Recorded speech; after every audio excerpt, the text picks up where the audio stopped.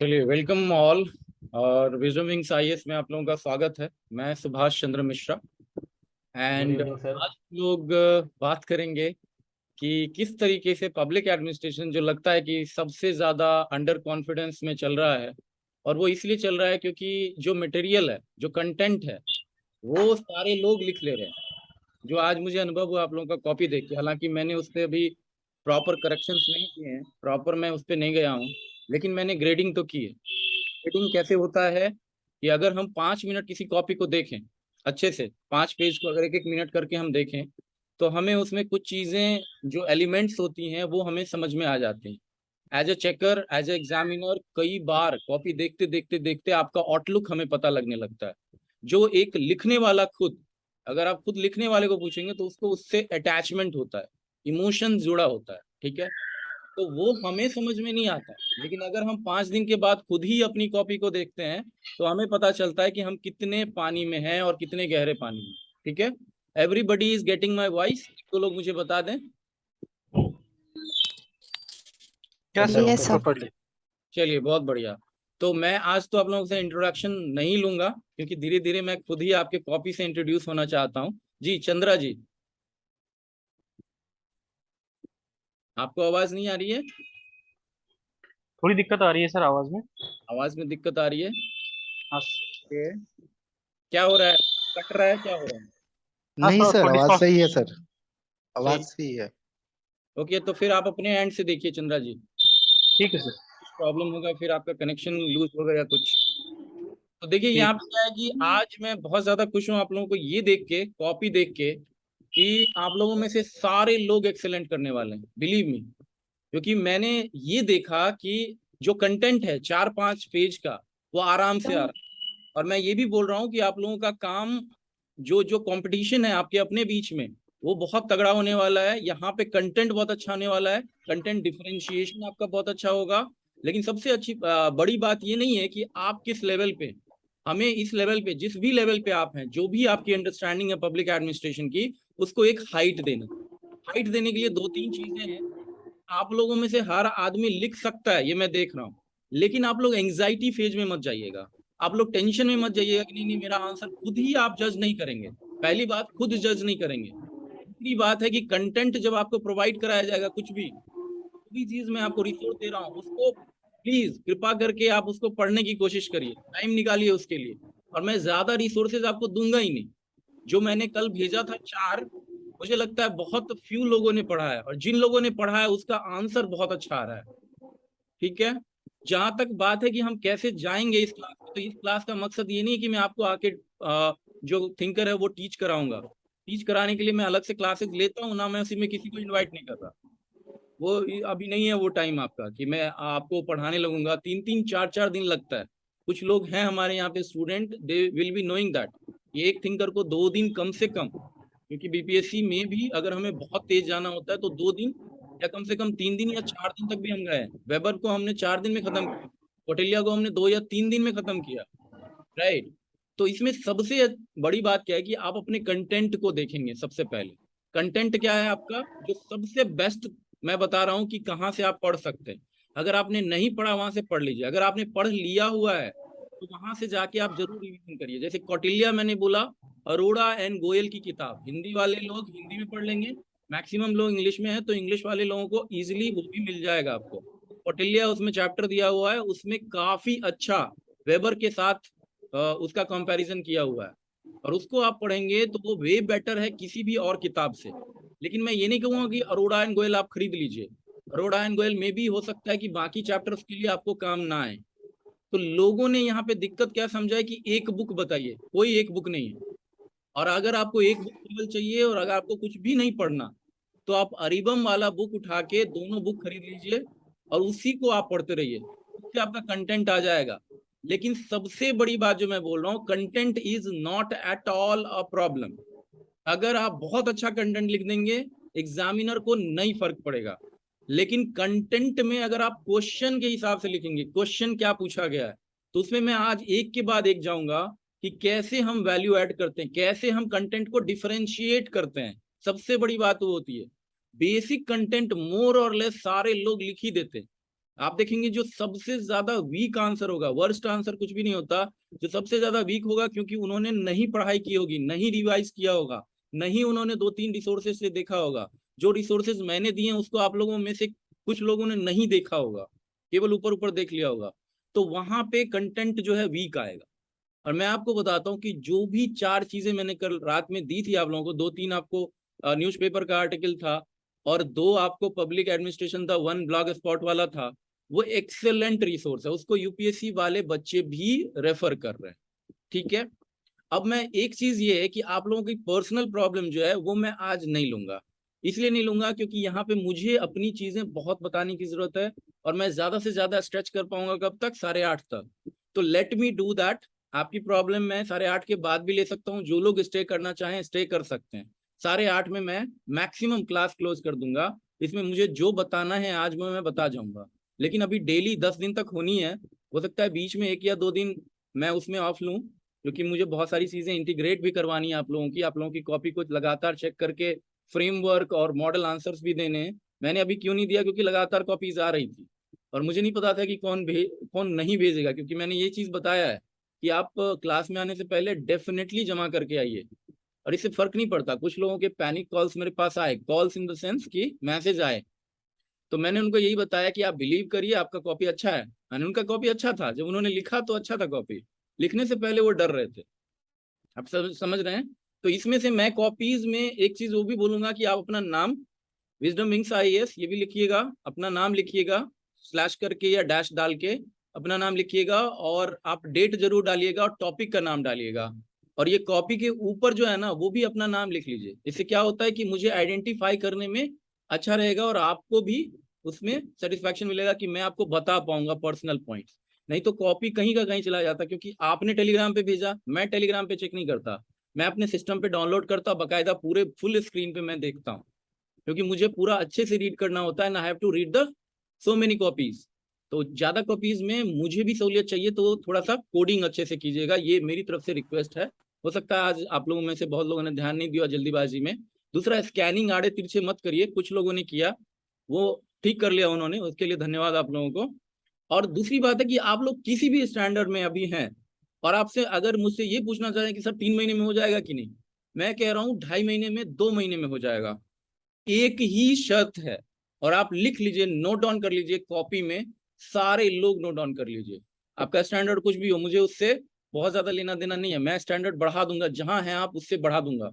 अगर आप बहुत अच्छे हैं तो और बहुत अच्छे हो जाएंगे, ठीक है, लेकिन कंसिस्टेंसी मुझे चाहिए। डेली डेली डेली आपको आंसर लिखने पड़ेंगे विदाउट फेल। आपको सिर दर्द हो रहा है, आपको कुछ भी हो रहा है, मुझे फर्क नहीं पड़ता। और देखिए ये इमोशन लेस चीजें हैं, ये जो पब्लिक सर्विसेज का एग्जाम है ना, इमोशन लेस है। मेरे बहुत सारे स्टूडेंट मुझे पैनिक कॉल करते हैं यूपीएससी एग्जाम के एग्जाम हॉल से जस्ट पहले मोबाइल रखने से पहले, कि सर लगता है सब कुछ खत्म हो गया। And they did the best, they did the best, they took the rank also.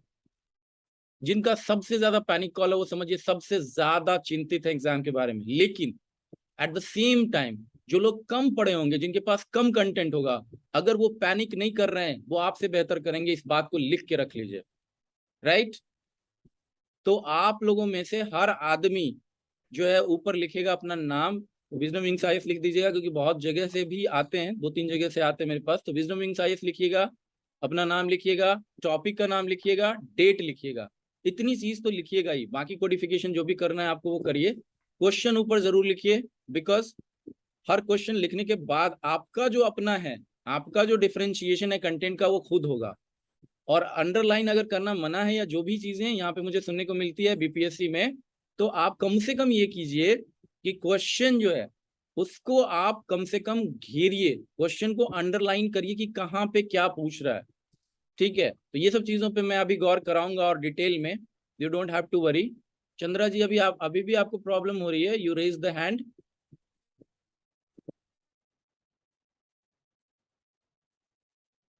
चलिए ठीक है, नहीं सर, अब दिक्कत नहीं आ रही सर। ओके ओके ओके, ठीक है। बीच में कोई भी आदमी क्वेश्चन पूछना चाहे पूछ सकता है। अभी पर्सनल समस्या मैं आप लोगों का नहीं लूंगा।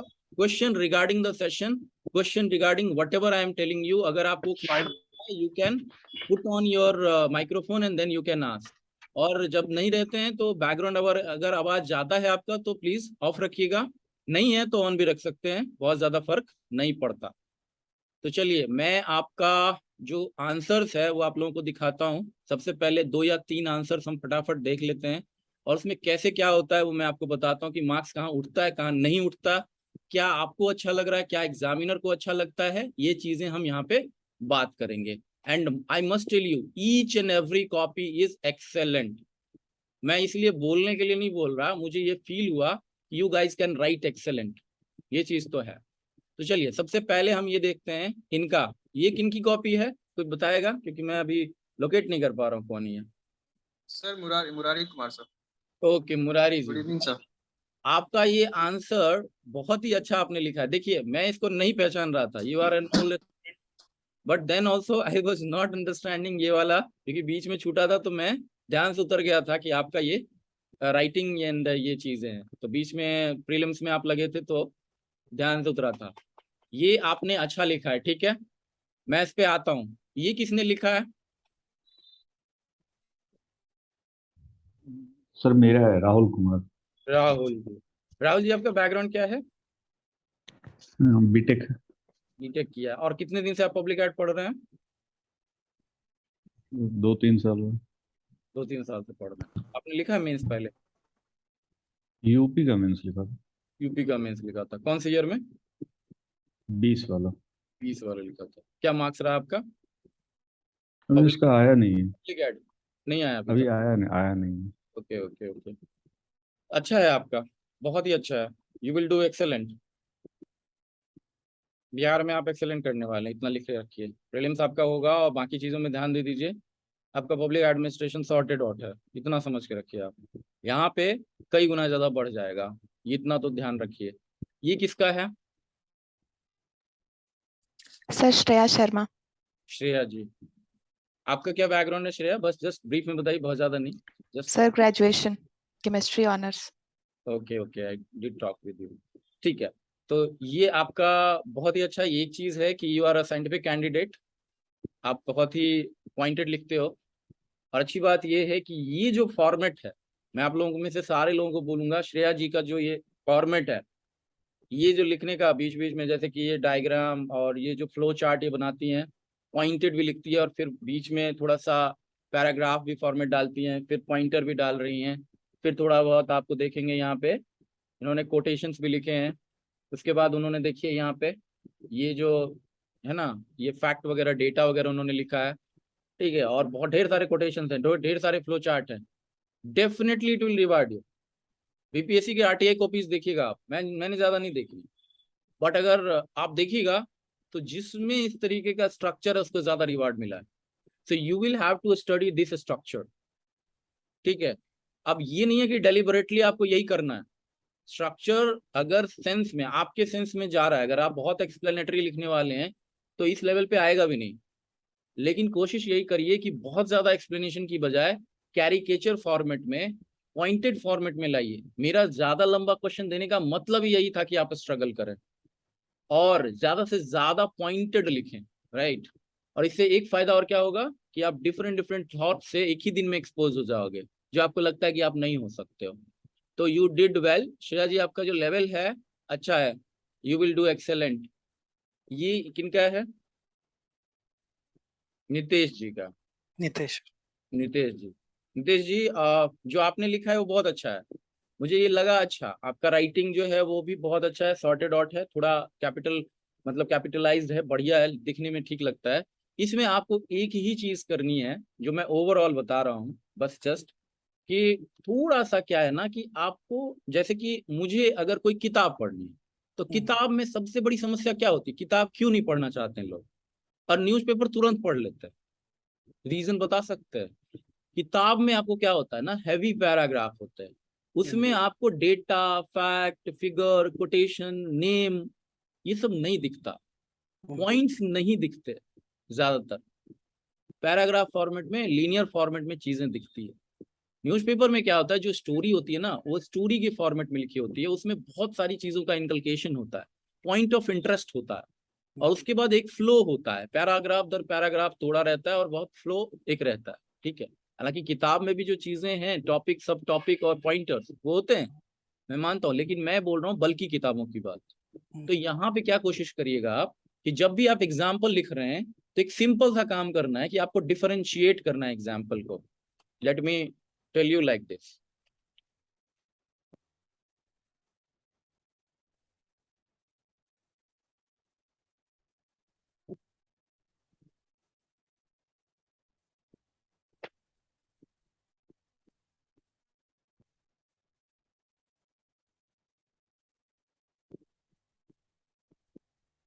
जब भी आप एग्जाम्पल लिखते हैं ना, तो आपको ऐसे लिखना चाहिए और ऐसे घेर देना चाहिए, ठीक है?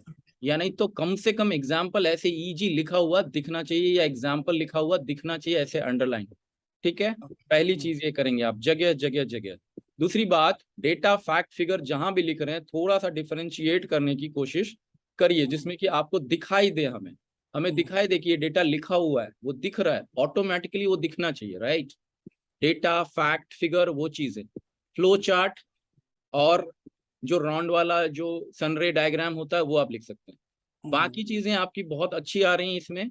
आपका जो एक्सप्लेनेशन है मैंने देखा, वो ठीक है, वो बढ़िया जा रहा है। आपका जो इंडेंटिकल जो जो बनाना है, जो पैराग्राफ वाइज पैराग्राफ तोड़ना है, पॉइंट बाय पॉइंट तोड़ना है, वो अच्छा है। तो दिस इज गुड। बट एक ही चीज आपको करनी क्या है कि आपके आंसर में ज्यादा से ज्यादा वैल्यू पॉइंटर्स दिखने चाहिए, ठीक है? वो अगर कर लेंगे आप तो आपके आंसर को ज्यादा रीडेबल माना जाएगा, आपका है भी। इसीलिए मैं बोल रहा हूँ कि वहां पे गुंजाइश है, लेकिन मैं इसमें फॉल्ट नहीं निकाला, ये आंसर आप बना लेंगे धीरे धीरे धीरे। आपने जो तोड़ा है वो बहुत अच्छा तोड़ा है, जो आपने मतलब टॉपिक टॉपिक तोड़ा है वो बहुत अच्छा तोड़ा है। तो आपका भी आंसर मुझे एबव पार लगा, बिलो पार नहीं है। खासकर जो सेकंड वाला जो है उसमें आपका बहुत ही अच्छा, इस वाले में जिसमें कि कौटिल्य और वेबर की तुलना है, या बाकी कौटिल्य और गांधी जी की तुलना है, नेहरू जी की तुलना है, मोदी जी की तुलना है, इसमें आपने बहुत अच्छा बनाया, पॉइंट पॉइंट पॉइंट किया और खत्म कर दिया। कंक्लूजन में सारे लोगों को बोलूंगा वाइडेस्ट कंक्लूजन होना चाहिए। वाइडेस्ट कंक्लूजन का मतलब है कि कम से कम 7 या 8 लाइन का, 9 लाइन का, 10 लाइन का कंक्लूजन होना चाहिए। इसके लिए आपको स्पेस बचा के रखना, ठीक है? आधे पेज का कम से कम कंक्लूजन आपको चाहिए, और थोड़ा उसका आधा समझ लीजिए, कंक्लूजन का आधा आपका इंट्रोडक्शन होना चाहिए। इंट्रोडक्शन में एक चीज मैं सबको बताऊंगा, ये सब जेनरिक पॉइंट बता रहा हूँ एक तरीके का, लेकिन धीरे धीरे मैं इसको एक एक चीज को बिल्कुल तारतम्यता के साथ भी बताऊंगा कि कैसे कैसे कैसे उसमें किया जा सकता है काम, ठीक है? तो इसमें कंक्लूजन में क्या करना होता है, कंक्लूजन में जितने क्रिटिकल पॉइंट्स हैं आपके, जितने भी इंपॉर्टेंट पॉइंट्स हैं जो छूट गए हैं आपसे, और यहाँ पे आप उसको फिर से निखारना चाहते हो, तो उसके लिए क्या करना होता है, जो कंक्लूजन लिखने से पहले एक छोटा सा ट्रिक है कि आप क्वेश्चन को 2 बार या 3 बार दोबारा पढ़ते हो। 2-3 times you read the question. अब क्या होता है कि जितना आपने लिखा है उसी के एक्सटेंशन में 10 करके या कुछ ऐसा 2 करके जैसे आपने लगाया यहाँ पे, या हॉएवर करके, कुछ भी करके ये चीजें आपको लिखनी है, जिससे कि क्रिटिकल पॉइंट बन सके। जो भी चीजें छूटी है और बहुत हाई पॉइंट्स है उसको लेना है। फिर क्या करना है, फ्यूचरिस्टिक पॉइंट जरूर डालना है। ये फ्यूचरिस्टिक पॉइंट का मतलब क्या हुआ कि कौटिल्य अभी तक हमें पूछा गया, मोदी डॉक्ट्रिन तक, लेकिन कौटिल्य क्या स्टिल रिलेवेंट होगा फ्यूचर में, उसको जरूर आपको बताना है कि Kautilya is yet important for Indian administration because there is a two front war which India is engulfed between. Two front war का मतलब क्या हुआ, this is India, यहाँ पे इंडिया है, और इसके बगल में चाइना और ये पाकिस्तान, दोनों एनिमी नेशंस हैं, राइट? तो वो आपको बताना चाहिए और बताना पड़ेगा। That is futuristic point. Critical input मैंने बताया, क्रिटिकल पॉइंट बताया, जो सबसे इंपॉर्टेंट या सबसे सघन पॉइंट है उसको दोबारा रीइटरेट कर सकते हैं, पहली बात। या क्वेश्चन पढ़ के कुछ चीजें जो छूट गई हैं उसको यहाँ पे लिख सकते हैं, या ऐसा कह सकते हैं कि कौटिल्य को या तो बहुत ओवर इम्फेसाइज किया गया है थ्योरेटिकली, प्रैक्टिकली बहुत कम किया गया है, या ये बोल सकते हैं कि कौटिल्य को अभी भी रिसर्च किया जाना बाकी है। ये क्रिटिकल इनपुट होता है या क्रिटिकल पॉइंट होता है, जो थोड़ा सा आपका ये बेंट दिखाता है कि नहीं, कौटिल्य को या तो हमने नहीं समझा या एक्सेसिव समझ लिया है, या उसमें से जो फॉल्ट पॉइंट्स हैं उसको ज्यादा समझा है, या उसको ब्रांड कर दिया नेगेटिव। नेगेटिव क्या ब्रांड कर दिया, कौटिल्य को ये समझा जाता है कुटिल नीति। कौटिल्य को क्या समझा जाता है, कुटिल नीति। तो आपको क्या लिखेंगे यहाँ पे, यहाँ पे लिखेंगे कि Kautilya seems to be by layman or common man or major population of India, populace of India as Kutil Niti. But that is not a reality. Kautilya is the foundation शास्त्र, इस तरीके से लिखना, बुक भी लिख सकते हैं, शास्त्रा भी लिख सकते हैं, फाउंडेशन शास्त्रा of Indian administration and yet to be realizable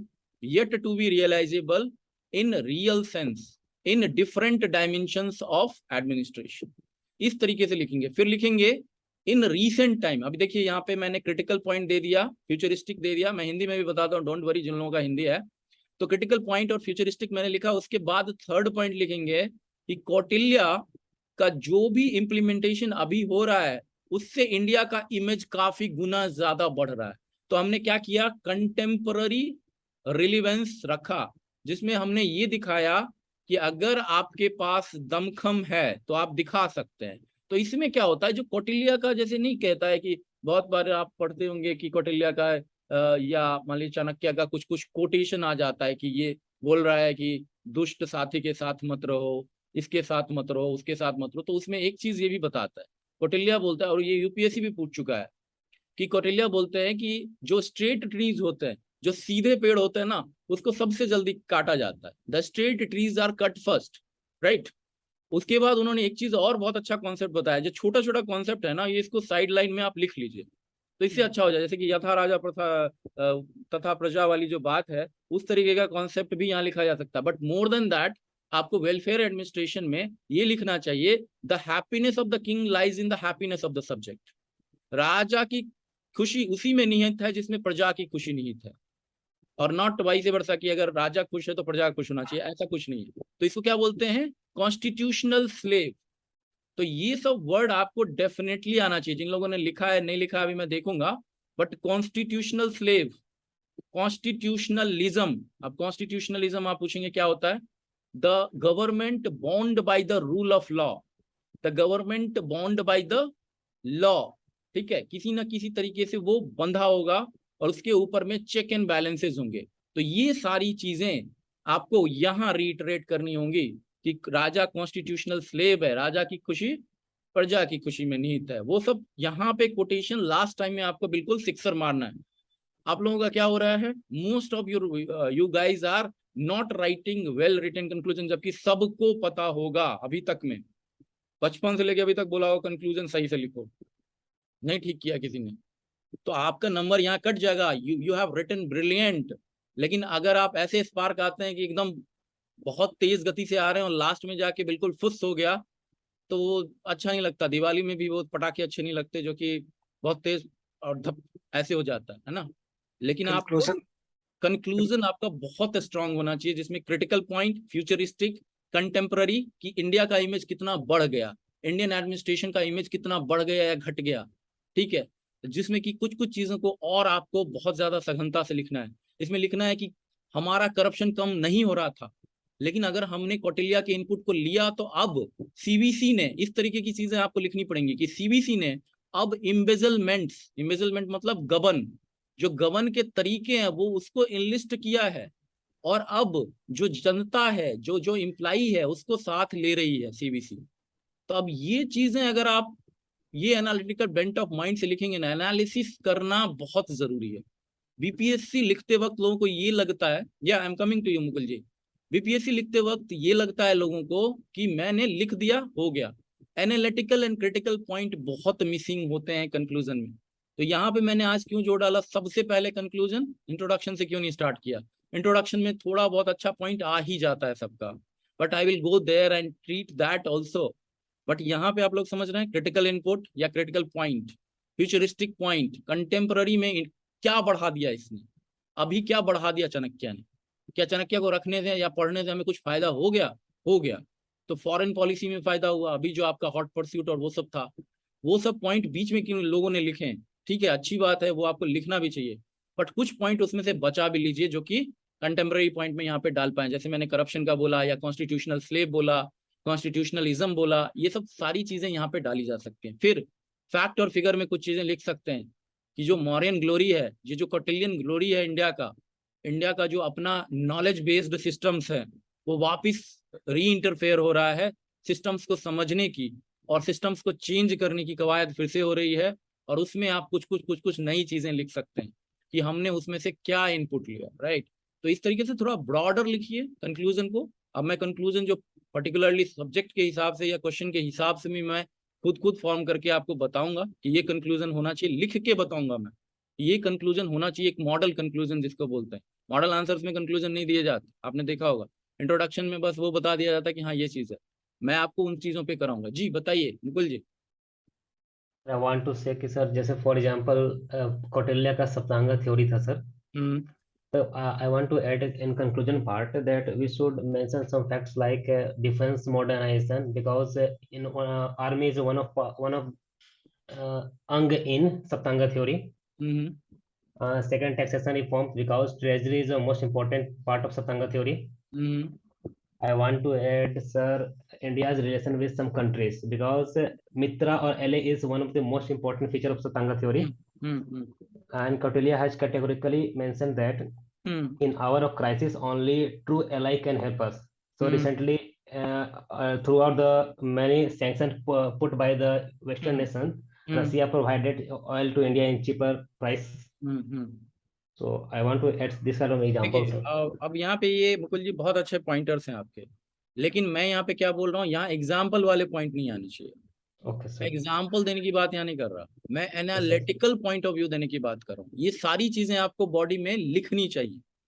जैसे सीबीसी वाला मैंने आपको बताया, ये बिल्कुल अलग वाला पॉइंटर आप यहाँ पे उठा के रख सकते हैं। रेलवेज में अभी एक चीज हुई है जिसमें कि उन्होंने करप्शन कम करने के लिए कुछ चीजें बनाई। वो चीजें क्या है ना कि यूनिक हैं, वो चीजें यूनिक है। जैसे कोविड के दरमियान भी कुछ चीजें यूनिक भी इंडिया ने किया, तो वो यहाँ लिख, जैसे वैक्सीन डिप्लोमेसी आप यहाँ लिख सकते हैं, ठीक है। वैक्सीन डिप्लोमेसी को यहाँ लिखना बहुत अच्छा होगा। जैसे कि अभी ब्राजील ने बोला था कि इंडिया जो है हनुमान की तरह है, उड़ के आया हमारे को रक्षा करने के लिए, ठीक है। आयुष सिस्टम्स की बात कर सकते हैं या कुछ ऐसी चीजें। जी बाकी लोग जो उठा रहे थे, रेज कर रहे थे, बताइए।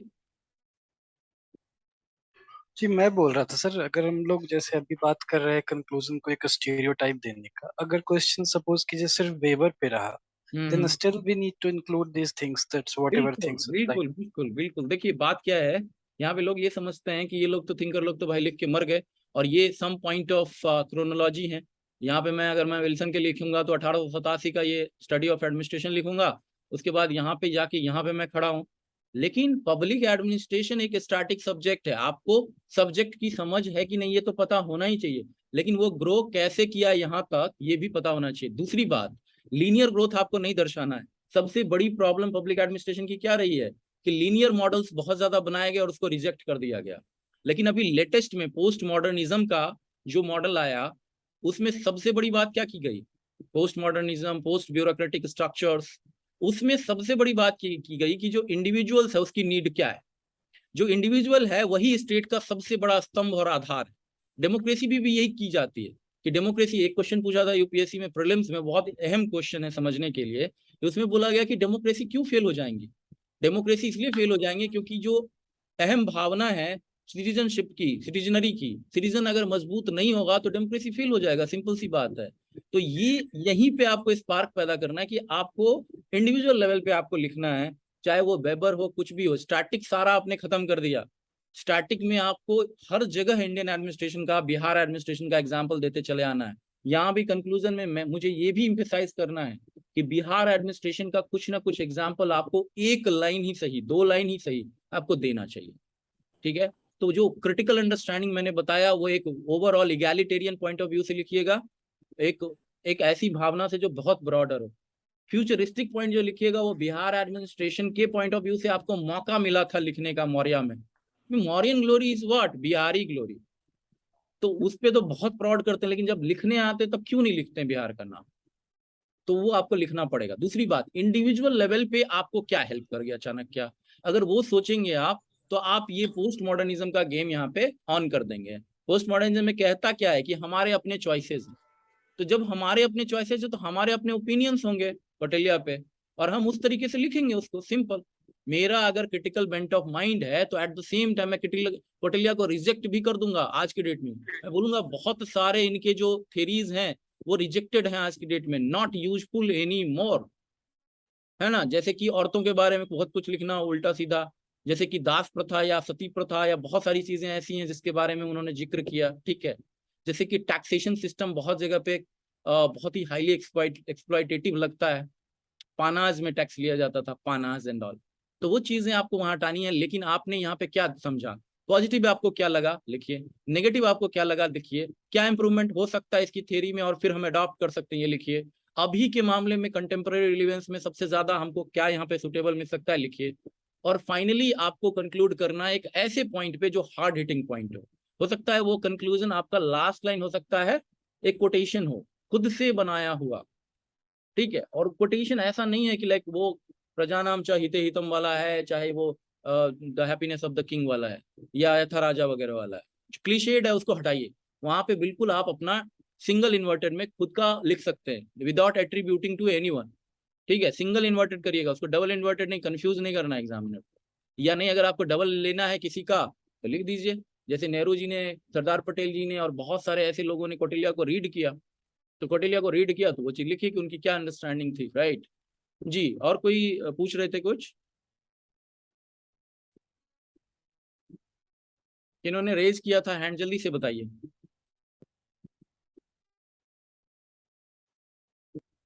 आप लोगों में से किसी ने रेज किया था हैंड, प्लीज टेल मी।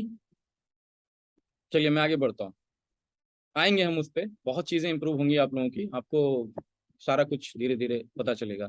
ये किनका है, ये शिवांगनी या शिवांगनी आपका अच्छा है। ये आपका सबसे अच्छी चीज क्या है ना कि आपने स्ट्रक्चरल चीजें बहुत अच्छी कर ली हैं कि इसमें आपने गैप्स दिए हैं सारा चीज, तो ये बहुत अच्छा है। बट ये टेक्निकल पॉइंट ऑफ व्यू है, बट ये भी बहुत मैटर करता है। दूसरी बात, ये सारे लोग देख लीजिए, बहुत अच्छे से देख लीजिए प्लीज। ये जो बॉक्सिंग है ना, ये इजी चीज नहीं है, और ये जो फिगर लिखा है इन्होंने, ये चीज भी इजी चीज नहीं है। इसके एक्स्ट्रा मार्क्स मिलते हैं, कितने मार्क्स मिलते हैं एक्स्ट्रा पता है आपको, हाफ मार्क्स एक्स्ट्रा बढ़ जाते हैं, क्योंकि आपने इसको करीने से सजाया है और ये प्रेजेंटेबल बनाया है। ये पता है किसके लिए अच्छा होगा, ये आपसे जो सीनियर होगा उसके लिए अच्छा होगा, और जो मंत्री है उसके लिए अच्छा होगा। तो एक्स्ट्रा पॉइंट मिलते हैं यहाँ पे, एक्स्ट्रा बोनस पॉइंट। इसको ऐसे ही बॉक्स करना है, ऐसे ही फिगर लिखना है। अब फिगर में जितने जितने नंबर का क्वेश्चन होगा, और अगर आपने 4 फिगर बनाया तो फिगर, अगर ये क्वेश्चन नंबर 1 है तो फिगर नंबर 1 1.1 लिखना पड़ेगा, 1.2 फिर दूसरा फिगर नंबर 1.2, तीसरा फिगर नंबर 1.3, चौथा फिगर नंबर 1.4। ये करिएगा, अगर टाइम ना बचे तो छोड़ भी सकते हैं, बट अगर ये करिएगा, this shows your very very minute aspect of presentation और डिलीवरी, जिसमें कि आपको लगता है कि आप पूरी ईमानदारी के साथ सब कुछ करते हैं। तो ये बहुत अच्छी चीज है। दूसरा है कि सिंगल इन्वर्जन, अगर आपको नहीं भी अंडरलाइन करना है तो single inverted comma, double inverted comma, इस पे ध्यान दीजिए। जो कीवर्ड्स हैं एम्फेसाइज करिए उसको, कीवर्ड्स को जैसे भी कर सकते हैं। कीवर्ड को एम्फेसाइज करने का तरीका क्या क्या है, कैपिटलाइज्ड, टीना डाबी का कॉपी देख लीजिएगा आईएएस वाले में, कैपिटलाइज कर देती हैं वो, ठीक है। या तो कैपिटलाइज कर दीजिए उस कीवर्ड को बीच में ही, या नहीं तो सिंगल इन्वर्टेड कॉमा या डबल इन्वर्टेड कॉमा या अंडरलाइनिंग, जो कि अवेलेबल यहाँ पे शायद नहीं है। तो कीवर्डिंग को आपको करना है, कीवर्ड भी लाना है। मैं अभी आपको सिखाऊंगा, बताऊंगा इसमें कि कीवर्ड कैसे लाया जाता है। जैसे सप्तांग थ्योरी, कॉन्स्टिट्यूशनल स्लेव, ठीक है, जो आपका कोटेशंस है, वो सब सारा क्या है, कीवर्डिंग है, कीवर्ड अप्रोच है। कीवर्ड आपको लिखना ही पड़ेगा, फ्लो चार्ट बनाने पड़ेंगे इस तरीके से। सन रे डायग्राम इसको बोलता है, ये बीच में सन है और रेज बनाया हुआ है, ठीक है, किरण बनाया हुआ है, और इसमें आपने लिख दिया बाकी उसके 7 अवयव, ठीक है। इसमें एक और इम्प्रूवमेंट हो सकता है कि जहां से आपने स्टार्ट किया, जो पहला चीज था, वो वहां से स्टार्ट करके पूरा यहाँ तक लिखिएगा, ठीक है। ये चीज जरूर करिएगा, 1 2 3 4 7 आपका ये बहुत अच्छा है। इसको मैं और भी इसको देख के फिर मैं आपको कमेंट करूंगा यहाँ पे, बट आपका बहुत पॉइंटेड आंसर है, you can fetch very good marks. अब ये इसमें क्या फायदा होता है, देखिए, अगर आपको केवल एक क्वेश्चन पूछ रहा है, मैंने डेलिबरेटली क्यों ये डायनामिज्म क्वेश्चन में घुसाया, जानबूझ के ये मैंने इसमें क्यों डाला, इसलिए डाला क्योंकि डिफरेंट अवयव आ पाए इसके, ठीक है। लेकिन आपने शायद क्वेश्चन पूरा नहीं लिखा है, ठीक है। Actually, sir, I wrote it as different questions only, 3 different questions. Right, like वो that. issue हो गया। ओके सो यहाँ पे सब पॉइंटर्स आएंगे, डोंट वरी, कोई बात नहीं है, ठीक है। आपका बहुत अच्छा प्रेजेंटेशन है, कीप इट अप। इसमें हम कुछ इम्प्रूवमेंट करेंगे, लाइक कंक्लूजन अगेन आपका नॉट दैट मच लाइक जो होना चाहिए एनालिटिकल, मैंने पढ़ा है इसको, तो ये बस आपने वो लिख दिया कंटेम्पररी मौर्यन, ये सब नहीं करना है, इस पे आना। ये किसका था? सर अंजलि। ओके अंजलि।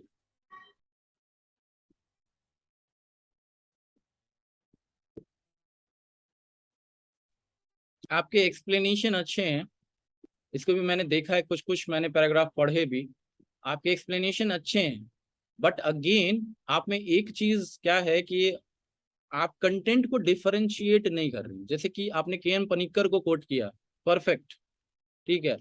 आपने जैसे कि मुगल्स और ये सब सारा चीज का एग्जांपल स्टार्टिंग से ही लेना स्टार्ट किया, अच्छी बात है ये आप लीनियर मॉडल में नहीं चल रही, बट आपको कहीं ना कहीं ये देखना होगा कि जो क्वेश्चन पूछ रहा है उसको आपने कैसे बाइफरकेट किया, मतलब जो जो अलग अलग किया आपने, और उस रीसाइज्ड मॉडल में जितना जितना आपने स्पेस दिया उसमें क्या आप इम्पैक्ट क्रिएट कर पाए, वो चीज आपको यहाँ पे करना चाहिए।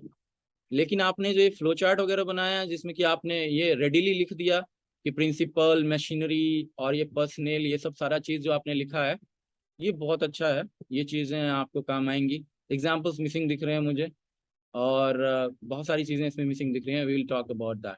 दूसरी बात है कि किसी भी तरीके से आपको जो भी एग्जाम्पल आपने लिखा भी है उसको सेपरेट करना पड़ेगा आपको, क्योंकि होता क्या है कि अगर आपका कॉपी ऐसे उल्टा के देख रहा है कि जी जी मैं आ रहा हूँ राहुल जी, तो जब आपका उल्टा के देख रहा है ना, जैसे कि आर्टिकल लिखा आपने, तो इसको सिंपल क्या कर सकते थे यहाँ पे दिखाने के लिए, यहाँ पे ऐसे कर सकते थे और मुझे दिख जाता, ठीक है। तो ये हाईलाइटेड पॉइंट होना ही चाहिए आपका।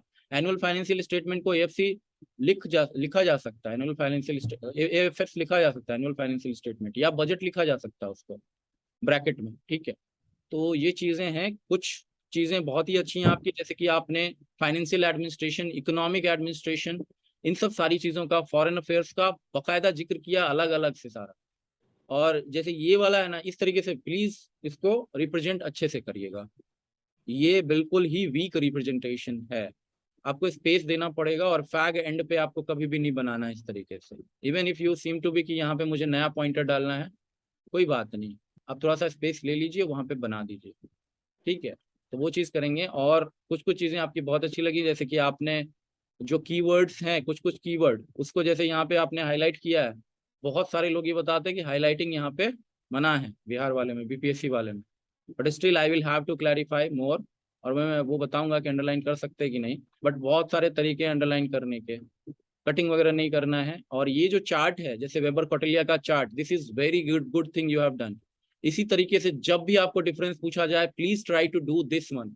बट इसमें डिफरेंस वाले में मैं आपको बता रहा हूँ, क्योंकि अभी मैं बर्ड आई व्यू आप लोगों को बता रहा हूँ, क्योंकि पहले ही दिन से कुछ ना कुछ आपका इनकलकेशन ओवरऑल हो।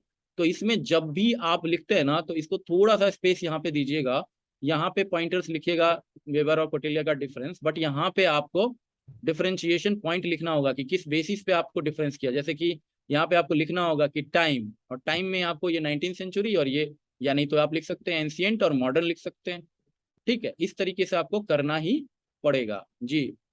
There are few copies I have seen from RTI, underlining was done by candidate, it was checked by examiner, या few examiner with certain like few candidates with certainty are telling me that sir it is not available in here, but anyways I will confirm that, no worries। तो यहाँ पे आपने देखा कि differentiation point यहाँ पे डालना चाहिए आपको कि क्या किस लेवल पे आप डिफरेंशिएट कर रहे हैं। जैसे कि थ्योरी, तो थ्योरी आपको लिख देंगे यहाँ पे, ये ब्यूरोक्रेसी की थ्योरी, और ये थियोरेटिकल ट्रेटाइज है या स्टेट क्राफ्ट का ओवरऑल, पॉलिटिकल साइंस ज्यादा है, इकोनॉमी ज्यादा है, तो वो चीज लिख सकते हैं आप। अथॉरिटी पे, अथॉरिटी के बेसिस पे, तो यहाँ फोकस ऑन कंट्रोल है, फोकस ऑन अथॉरिटी है, ये चीज द बेसिस ऑफ कंट्रोल भी लिख सकते हैं यहाँ पे, ये अथॉरिटेरियन एंड कंट्रोल ओरिएंटेड, तो ये चीज है। लीगल रैशनल, तो ये टाइप ऑफ अथॉरिटी यहाँ पे लिख सकते हैं, लीगल रैशनल है, ये ट्रेडिशनल अथॉरिटी है, टाइप ऑफ अथॉरिटी। तो यहाँ पे आपको डिफरेंशिएशन पॉइंट लिखने ही चाहिए। किसी ने रेज किया था, बताइए Yes, आप। sir। जी जी इस तरह से कंपैरेटिव जो लिखना था, जैसे मैंने जो सेपरेट करके लिखा था मिडेवल, एंशिएंट और इसका, लेकिन इस आंसर मैं ये आंसर पढ़ रहा था, इसमें हमें भी थोड़ा अच्छा लग रहा था कि कंपैरेटिव लिखा हुआ था एक ही पॉइंट में। इस तरह से बेटर रहेगा या सेपरेट तरीके से लिखना बेटर देखिए, रहेगा? जो मैंने क्वेश्चन डाला है उसमें आपको बिल्कुल आपका अप्रोच सही है, एंशिएंट मिडिएवल हो, ठीक है। लेकिन मैं यहाँ पे जो बात कर रहा था कि वेबर और कौटिल्य वाला, तो अब आप जो बात कर रहे हैं जैसे कि कौटिल्य और वेबर, तो इसको ऐसे करना पड़ेगा आपको, इसको नहीं डिफरेंशिएट। सर, उसकी नहीं, जैसे सर ऊपर ही कोई पॉइंट है, जैसे सर आपका कोई भी देख लीजिए सर, एडमिनिस्ट्रेशन है, तो स्टार्टिंग का पैराग्राफ में सर वो एंशिएंट कौटिल्य का पार्ट लिखा हुआ है, लेकिन नीचे का पैराग्राफ में जो है कंपैरेटिव मॉडर्न और मिडेवल दोनों को कंपेयर करके लिखा गया है अच्छा, इस कॉपी में। इस कॉपी में सर। कौन सा पार्ट है जरा बताइए। कोई भी पार्ट देखिए सर। यही वाला। हाँ सर। ओके, गुड गवर्नेंस इन्होंने लिखा, गुड गवर्नेंस एडमिनिस्ट्रेशन कोई भी देख सकते हैं, एडमिनिस्ट्रेशन वाला देख सकते हैं। Financial administration, then personal, and then she has written like हाँ, जस्ट इसके नीचे सर। लेट मी सी।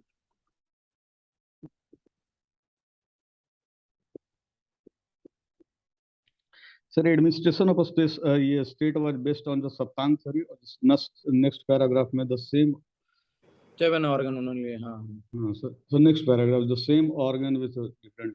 तो देखिए इन्होंने क्या किया है, बेसिकली इनका जो लिखने का तरीका है, इन्होंने पहले फ्लो चार्ट बना दिया, तो इन्होंने बता दिया कि अपना तरीका कि मुझे कैसे कैसे लिखना है और क्या लिखना है, इन्होंने फिक्स कर दिया। उसमें उन्होंने 3 भाग में विभक्त कर दिया है, principle of public administration, machinery of government and personal.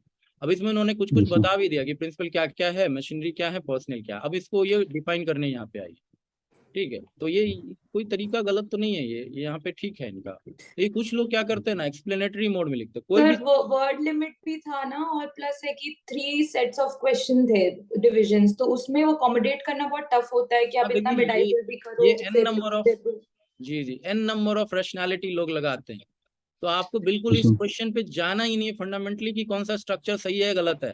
मैं आपको बताऊं, एकदम सिंपल तरीका फॉलो करना है कि जैसे जैसे क्वेश्चन लिखा गया है वैसे वैसे लिखते जाइए। और बात ये कि अगर आपको कुछ रिपीटेटिव लग रहा है तो रिपीट करके भी लिखना पड़ेगा, लेकिन डिफरेंस करना है आपको। जो पुराना पीछे जो लिखा है आपने और अभी जो लिखा है आपने, उसमें डिफरेंस तो करना है आपको कंटेंट को। तो मेरा सिंपल तरीका कि अगर आपका क्वेश्चन बहुत लंबा मैंने पूछा है तो डेलिबरेटली मैंने आपको कंटेंट बनाना सिखाया है कि आप ज्यादा से ज्यादा कंटेंट बनाने लगे। और ये सारे कंटेंट कहीं ना कहीं आप यूज करेंगे। नॉर्मल भी पूछेगा 1 लाइन का क्वेश्चन, क्योंकि आपको पता है 5 से 6 पेज आपको लिखना है मिनिमम आधे घंटे में। तो ये वाला बेटर होगा जहाँ पे कि डायनेमिक पॉइंट आपको खुद पहले से पता है कि यार मैं तो एंशिएंट भी लिख सकता था, मिडिएवल में, क्योंकि evolution is all about that. अगर मैं केवल इवोल्यूशन लिखता तो कुछ आदमी कुछ लिखते एंशिएंट मिडिएवल के, कुछ मॉडर्न के लिख देते, बस हो गया। लेकिन मैं अगर डेलिबरेटली दे रहा हूँ आपको क्वेश्चन, अभी मैं डिकोड करूंगा क्वेश्चन को और मैं अपने स्ट्रक्चर बताऊंगा कि अगर मुझे लिखना होता और मैक्सिमम मार्क्स गेन करना होता तो मैं कैसे लिखता हूँ, उस पर हम आएंगे। तो स्ट्रक्चर कुछ भी, कोई भी स्ट्रक्चर गलत नहीं है अगर वो केटर कर रहा है पूरे के पूरे क्वेश्चन को। लेकिन जो सब हेडिंग है वो क्लियरली डिनोट करना चाहिए कि क्वेश्चन का कौन सा पोर्शन ये डिपिक्ट कर रहा है, वो सबसे अच्छा माना जाता है। वहां पे क्वेश्चन मैं आपको बताऊं 5 से 7 मार्क्स तक का फर्क पड़ सकता है केवल सब हेडिंग के बेसिस पे। और यूपीएससी के क्वेश्चन बहुत छोटे होते हैं, आपने पता हो 250 मार्क्स 250 वर्ड्स में पूरा पूरा 15 वाला पूछता है वो लोग। लेकिन वहां पे क्या करता है वो लोग कि छोटा छोटा छोटा छोटा क्वेश्चन पूछा रहता है। और आपको आप अगर ये बहाना बनाइए कि नहीं 250 वर्ड में मैं कैसे लिख दूंगा यार, 20-20 वर्ड 30-30 वर्ड का आ रहा है, लेकिन वो 30 वर्ड को आपको 40 तक खींच के ले जाना होता है, जो सच्चाई है। 250 में कोई नहीं लिखता, 300-350 वर्ड में वो फिनिश होता है वैसा क्वेश्चन। लेकिन उसमें करते क्या है ये लोग कि या तो फ्लो चार्ट या डेटा फैक्ट फिगर और पॉइंटेड चीजें लिखते हैं। और क्या होता है कि जो आपका इंट्रोडक्शन है और कंक्लूजन है उसको बहुत बेहतरीन तरीके से लिखते हैं। प्रॉज एंड कॉन्स को लगातार लिखते चले जाते हैं, चार्ट बनाते चले जाते हैं। जैसे अगर सोलर एनर्जी का क्वेश्चन है, मैं अगर जीएस का क्वेश्चन लूँ तो उसमें, या अगर यहाँ पे पब्लिक एडमिनिस्ट्रेशन का क्वेश्चन ले कि कौटिल्य और वेबर, तो आपको ये वाला चार्ट परफेक्ट चार्ट है। यहाँ पे उन्होंने बहुत सारा कर दिया काम। तो वो वही चीज एम्फेसाइज कर रही है कि मेरे पास कम था। तो यहाँ पे मैं यही बताया कि ये तरीका आपको थोड़ा सा बदल देंगे, आप लोगों का बेहतर मार्क्स आना स्टार्ट हो जाएगा। और ये तरीका जरूर अपनाएं सारे लोग। जहां डिफरेंसेस मैंने पूछा, जहां आपको डिफरेंस दिखाना है, आपको इसी मॉडल में आना पड़ेगा। लेकिन यहाँ पे बता दीजिए यहाँ पे कि क्या आपका क्राइटेरिया है, विच एज। तो एज की बात आप लिख सकते हैं, उसके बाद थ्योरी या क्या है उसका तरीका बताने का वो लिख सकते हैं। यहाँ पे फोकस बता सकते हैं, यहाँ पे अथॉरिटी का टाइप बता सकते हैं, टाइप ऑफ अथॉरिटी। और फिर ये बहुत इजी होगा, इसमें भी छोटा छोटा वर्ड लिख के आप आगे बढ़ जाएंगे। That's why I praised this answer ना। ये आंसर आप लोगों के लिए आज का मॉडल आंसर है। एक सेकंड रुक जाइएगा, देखना पड़ेगा मुझे कौन सा मैं बोल रहा हूँ। See this is second most model. ये बहुत ही अच्छा आंसर है। और एक जो मैं बता रहा हूँ, ये आपका एग्जाम्पल के मामले में बेस्ट है। एग्जाम्पल, क्योंकि इन्होंने मेरा क्लास कर रखा है, तो आई नो कि ये एग्जाम्पल, बहुत सारे एग्जाम्पल इनको हमने भी बताया, डिक्टेट भी कराया, लेकिन यहाँ पे एग्जाम्पल देखिएगा आप, पूरा पूरा क्लियर क्लियर उन्होंने एग्जाम्पल लिखा है। और ये एग्जाम्पलिफिकेशन आप खुद देखिएगा, मेरे कहने से नहीं, खुद देखिएगा, आपको खुद लग जाएगा कि भाई बहुत सारा एग्जाम्पल लिखा है यार। तो यहाँ पे अगर कंटेंट इनका स्टैटिक पार्ट अगर कमजोर भी लिखेंगे ये, तो इनको नंबर ज्यादा मिलेगा, because it's all about contemporary administration. हाँ, आपको पुट लेना है, आपको एनालिटिकल पॉइंट बनाने हैं, इंट्रोडक्शन कंक्लूजन में भी और बाकी पॉइंटर्स में भी चलते जाना है। स्ट्रक्चरिफिकेशन आपको स्टैटिक के बल पे करना है, लेकिन आपको इससे फायदा बहुत मिलता है। तो ये मॉडल आपका एग्जाम्पल के लिए बेस्ट है, ये मॉडल एक्सप्लेनेशन के लिए बहुत बेस्ट है। एक्सप्लेन इसमें बहुत अच्छा किया गया है, एकदम बेस्ट, पॉइंटर्स बहुत अच्छे लिखे गए हैं। और एक और मॉडल मैं आप लोगों को बताता हूँ, हालांकि मैं अभी कंप्लीट ग्रेडिंग अभी नहीं की है, वो सारा करके, सारा चेक वेक करके मैं आपको नेक्स्ट डे भेजूंगा, क्योंकि एक दिन में तो उतने अच्छे से पॉसिबल नहीं होगा चेक करना, because I only have to check that. So एक और है कॉपी, हाँ ये कॉपी, स्ट्रक्चर के मामले में इस कॉपी को जरूर फॉलो करिए आप लोग, ठीक है। श्रेया शर्मा जी का कॉपी स्ट्रक्चर के मामले में बेस्ट है, मॉडल है आज के लिए, इसको जरूर फॉलो करिए आप लोग, ठीक है। हाँ राहुल जी। सर इसमें जो जस्ट जो ये श्रेया का जो कॉपी था, इसमें हम्म, सर एक डायग्राम था इसमें सर, जस्ट प्रेसिडेंट जस्ट ऊपर सर। ये सर ये वाला प्रेसिडेंट, हाँ प्रेसिडेंट के जस्ट नीचे इस तरह से प्राइम मिनिस्टर लिखना सही होगा, जस्ट बिल्कुल शोइंग सही है, लाइक ए क्यों नहीं। हियरार्की।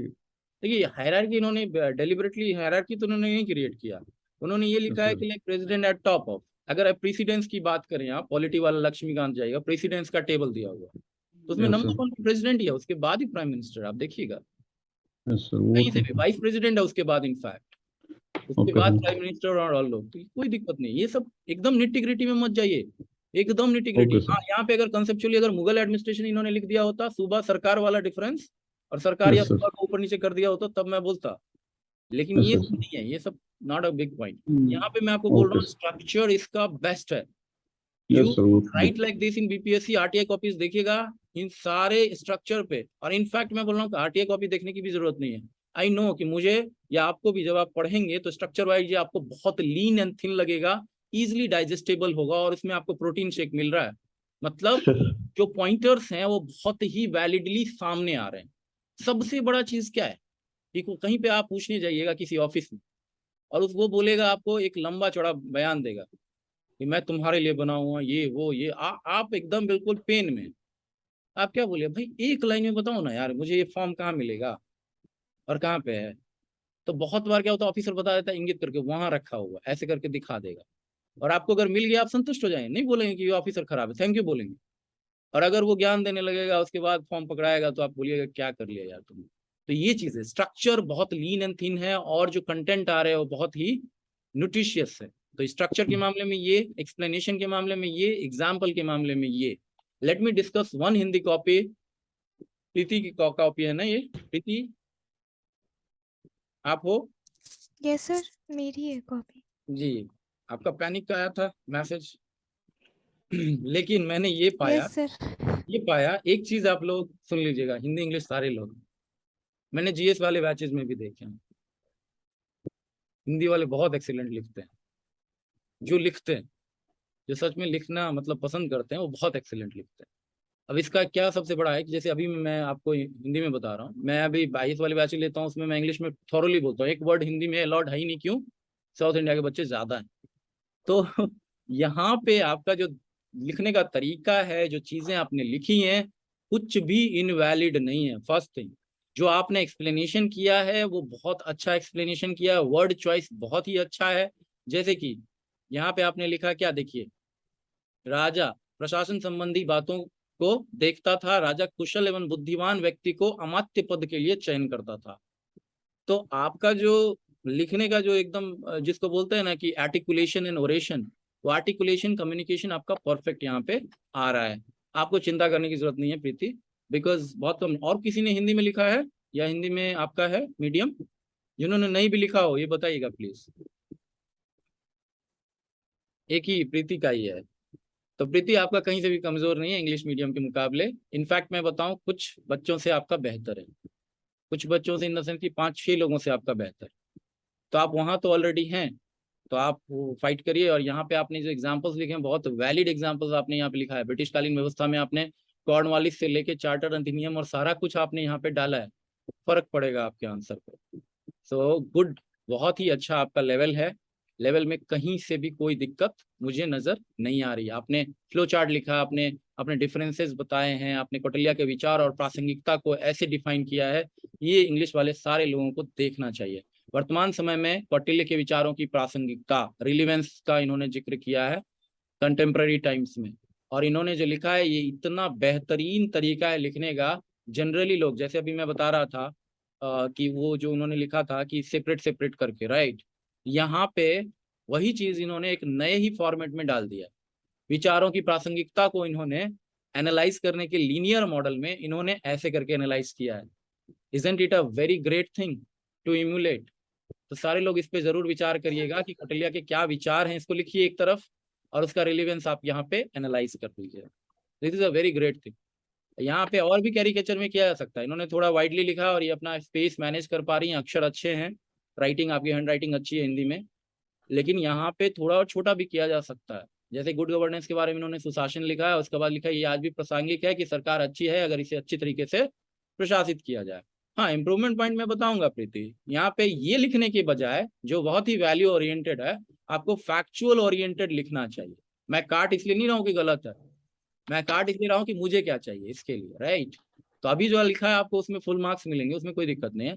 यहाँ पे फैक्चुअल लिखना पड़ेगा कि वर्ल्ड बैंक का कॉन्सेप्ट आज के डेट में बताता है एनपीएम में, ठीक है, न्यू पब्लिक मैनेजमेंट जो है उसमें वर्ल्ड बैंक ने बताया कि सुशासन होना चाहिए। तो कौटिल्य को उठा के डाल दिया ना। और वो कब आया? 90s में फेमस हुआ है, जो ह्यूमन डेवलपमेंट और ये सब वाले रिपोर्ट में ये सब इम्फेसाइज किया गया। तो वो चीज अगर आप लिखेंगे ना यहाँ पे, तो प्रासंगिकता आपको बिल्कुल क्लियर नजर आती है, फैक्चुअल मैनर में नजर आती है। करंट वाले ज्यादा डालने पड़ेंगे। बिल्कुल बिल्कुल डालने पड़ेंगे। लेकिन आपने जो यहाँ पे सबसे बड़ी बात, पब्लिक एडमिनिस्ट्रेशन, देखिए पब्लिक एडमिनिस्ट्रेशन ऐसा नहीं है कि आपको बिल्कुल करंट भर देना, लेकिन आपका जब पॉइंट, जब मौका मिले तो आपको दिखाना पड़ेगा कि हाँ मैं रिलीवेंस दिखा रही हूँ, तो मैं यहाँ पे क्या लिखूंगी? मैं सरकार अच्छी है ये सब नहीं, सरकार अच्छी हमेशा जरूरत थी, सरकार अच्छी नहीं हुई ये तो अलग बात। ब्रिटिश सरकार से भी उम्मीद करते थे, वो लोग बोलते थे व्हाइट मैन्स बर्डन, कि हम लोगों का जिम्मा बनता है कि हम लोग व्हाइट कॉलर वाले लोग हैं, ये लोग तो गरीब कुचले दबे कुचले लोग हैं, ये लोग कुछ नहीं है, इन लोगों को सुधारना हम लोगों का काम है। ये मिल्स की थ्योरी में मिल्स ने बताया था कि अंग्रेजों का काम यही है कि ये लोग मिशन पे निकले हैं सबको सिविलाइज करने के लिए। तो ये चीज यहाँ पे सरकारें हमेशा अच्छी मानती है अपने आप को, लेकिन यहाँ पे वर्ल्ड बैंक का देना। इसी तरीके से कृषि को लेकर अगर आप बोल रही हैं कि खानों से बेहतर है, डेफिनेटली आपने एग्जैक्ट कोट कर दिया कि ये सब चीज, इसका मतलब आपने अच्छा पढ़ा है, राइट।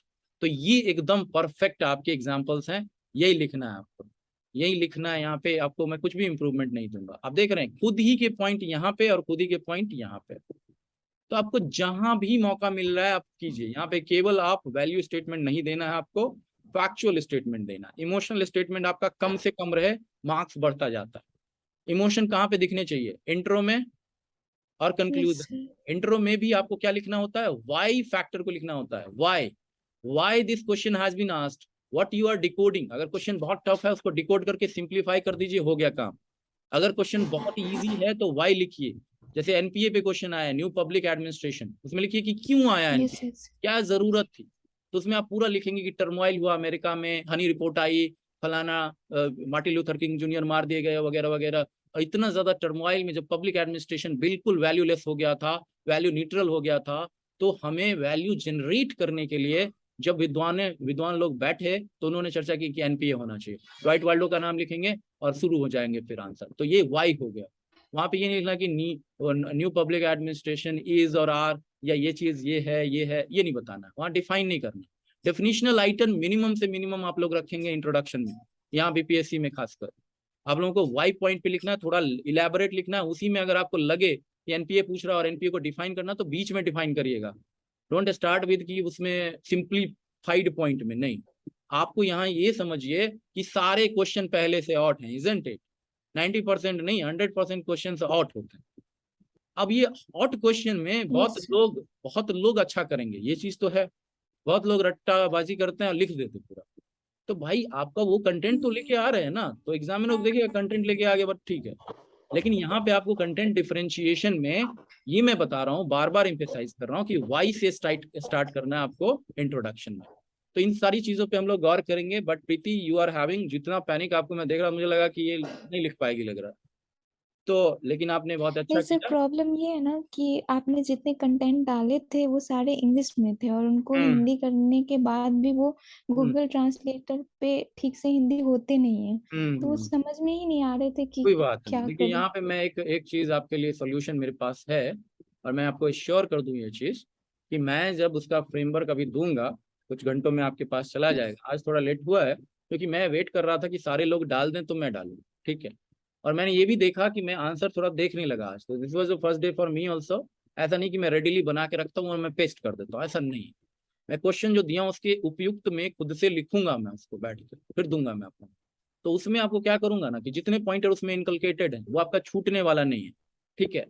तो मॉडल आंसर एंड फ्रेमवर्क एक ही साथ आपको मिल जाएगा कि क्या क्या लिखना था, मॉडल आंसर में क्या क्या होने चाहिए, एग्जाम्पल क्या क्या होने चाहिए, हिंदी में अनुवाद मिल जाएगा आपको। उसमें भी अगर आपको कहीं दिक्कत होगी तो I will explain in Hindi audio, ठीक है। वैसे मुझे नहीं लगता कि आपके एक्सप्रेशन को कुछ और उसमें एम्बेलिशमेंट की जरूरत है। Your writing is already good, मतलब जो एक्सप्रेशन है उसमें कुछ भी इंप्रूवमेंट की जरूरत नहीं है, इतना मेरी तरफ से आप रखिए। बस हाँ, कुछ चीजें काटने की जरूरत है इनफैक्ट आपके आंसर से। Your answer is too enriched, do you know that. बहुत ज्यादा लिखा है आपने, बहुत ज्यादा लिखा है। थोड़ा सा स्पेस, ब्रीदिंग स्पेस दीजिएगा ना आप, ओके नहीं तो सर। जिम में हार्ट अटैक आ जाएगा, समझ गए आप। इतना ज्यादा एक्सरसाइज एग्जामिनर झेल नहीं पाएगा, बोलेगा भाई छोड़ देता हूँ आज से मैं पब्लिक एड चेक करना। तो बहुत ज्यादा है, टू मच है, आपका कंटेंट बहुत ज्यादा इनरिच्ड है। बट अगेन आपका जो एक इम्बैलेंस है, मुंडी बहुत कमजोर, पैर बहुत कमजोर, बॉडी एकदम super strong, Arnold Schwarzenegger. So you yes have sir, to see conclusion. This. यहाँ पे देखो आपने क्या किया इसके साथ अन्याय।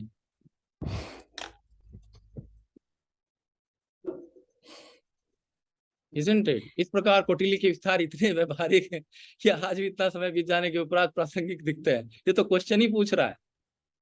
सर टाइम हो गया था, और टाइम हो गया था, टाइम हो गया तो 2 मिनट और लेना था, दूसरे क्वेश्चन का टाइम काट दीजिए, लेकिन इसको दीजिए। यस नहीं कि आधा घंटा हो गया तो मैं लिखूंगी नहीं या इतना ज्यादा ऊपर लिख दूंगी। Time management is an issue for you, yes sir. Bear in mind, okay. Rajan ji हैं? राजन? Yes sir.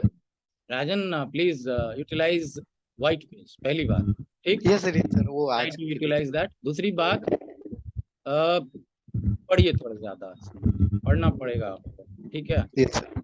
आपका हो जाएगा, ऐसा नहीं है कि इसमें आपका इम्प्रूवमेंट नहीं होगा, आपको पढ़ना पड़ेगा। दूसरी बात ये है कि आपने हड़बड़ी में लिखा है, ये मुझे पता है। यस आप सर। कम टाइम दे पाए हैं और आप रिवाइज भी नहीं कर पाए, दिख रहा है आपको।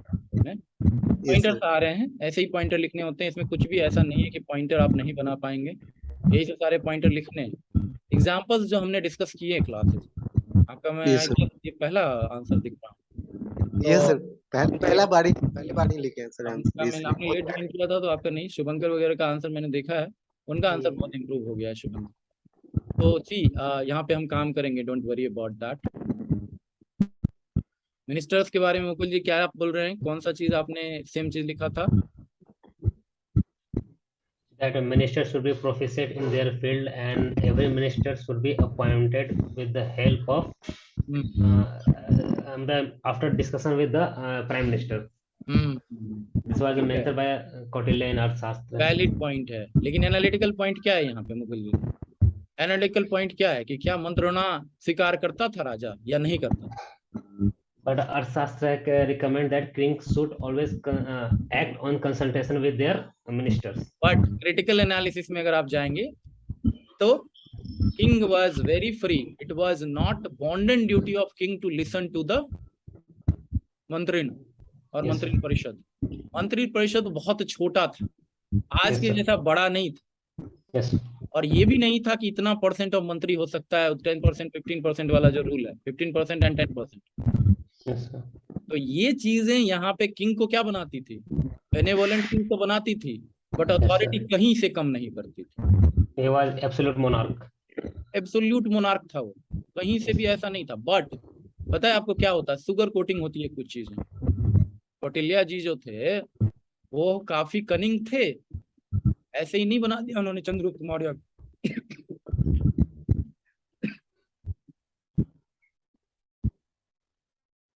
चंद्रगुप्त मौर्य को बनाने के लिए उन्होंने काफी मशक्कत की। तो शुगर कोटिंग जो चीज है यहाँ पे मैं बताता हूँ क्या होता है। शुगर कोटिंग ये होती है कि मैं जनता को क्या दिखा रहा हूँ, image of administration is super, चमका के रखा बिल्कुल एकदम। राजकुमार को देखा आपने पुरानी फिल्मों में, जूते से स्टार्ट होता था। ठीक है, तो यहाँ पे डिविनिटी ऑफ किंग ये आपको बहुत जगह दिखेगा। चोलाज में दिखेगा, जिन लोगों का हिस्ट्री थोड़ा बहुत उन्होंने पढ़ा है तो Cholas administration south India. Divinity is also there at the time of Balban in Delhi Sultanate. बिल्कुल। तो वो ये लोग क्या करते थे कि अगर मैं खासकर हिंदू राजाओं की बात करूं, चाहे वो कृष्णदेव राय की बात हो, चाहे चोलाज में आपको राज राजा और ये जो आपको वन वाला जो था, ये राजा राज वन, तो ये दोनों ही राजेंद्र प्रथम और राजराज वन, ये दोनों ही क्या करते थे, बड़े बड़े शिव के मंदिर बनाते हैं। उसमें जो डिवोटी होता था, जो राजा होता था, वो डिवोशन, और लोगों को ये बताया जाता था कि on behalf of the God I am controlling over you. तो क्या होता है, लेजिटिमेसी बढ़ जाती है। यही चीज, सबसे बड़ी चीज क्या देखी उन्होंने, लेजिटिमेसी की बात किसने की, वेबर ने की। वेबर ने ये बताया कि लेजिटिमेट होना चाहिए रूल।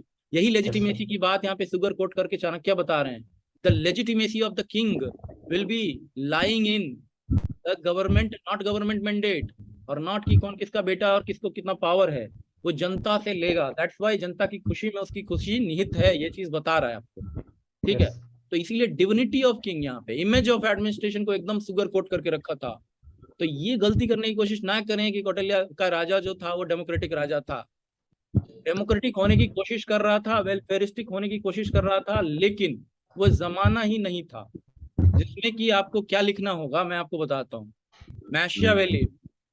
मैशियावेली का द प्रिंस आपको कोट करना पड़ेगा। ठीक है, और हॉब्स का जो थ्योरी है वो बताना पड़ेगा। मैशियावेली में जो प्रिंस होता है बहुत ब्रूट होता है, बहुत ब्रूट उस लेवल पे। तो इंडियन मैशियावेली बोला जाता है चाणक्य को, जबकि चाणक्य वे बैक थे, मैशियावेली बाद में। हॉब्स में भी यही थ्योरी है। हॉब्स बोलता है कि जो नेचुरल कंडीशन है मैन का, वो बहुत ज्यादा क्या है, फाइटिंग है, बहुत ज्यादा एनार्किक है, बहुत ज्यादा क्या उसमें दुश्मनी वाली भावना होती है, एक दूसरे की कटुता की भावना होती है।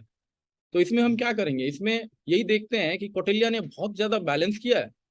तो हमको मैशियावेली भी दिखाना है, हमको हॉब्स भी दिखाना है, हमको महाभारत और रामायण भी दिखाना है। तो आपको ये दिखेगा कि रिलेवेंस क्या है इंडिया में। केवल एक ग्रंथ की बात हमें नहीं करनी, हमें पैरेलल्स खोजना है, और जैसे ही हम पैरेलल्स लिखेंगे हमारा आंसर बेहतर हो जाएगा।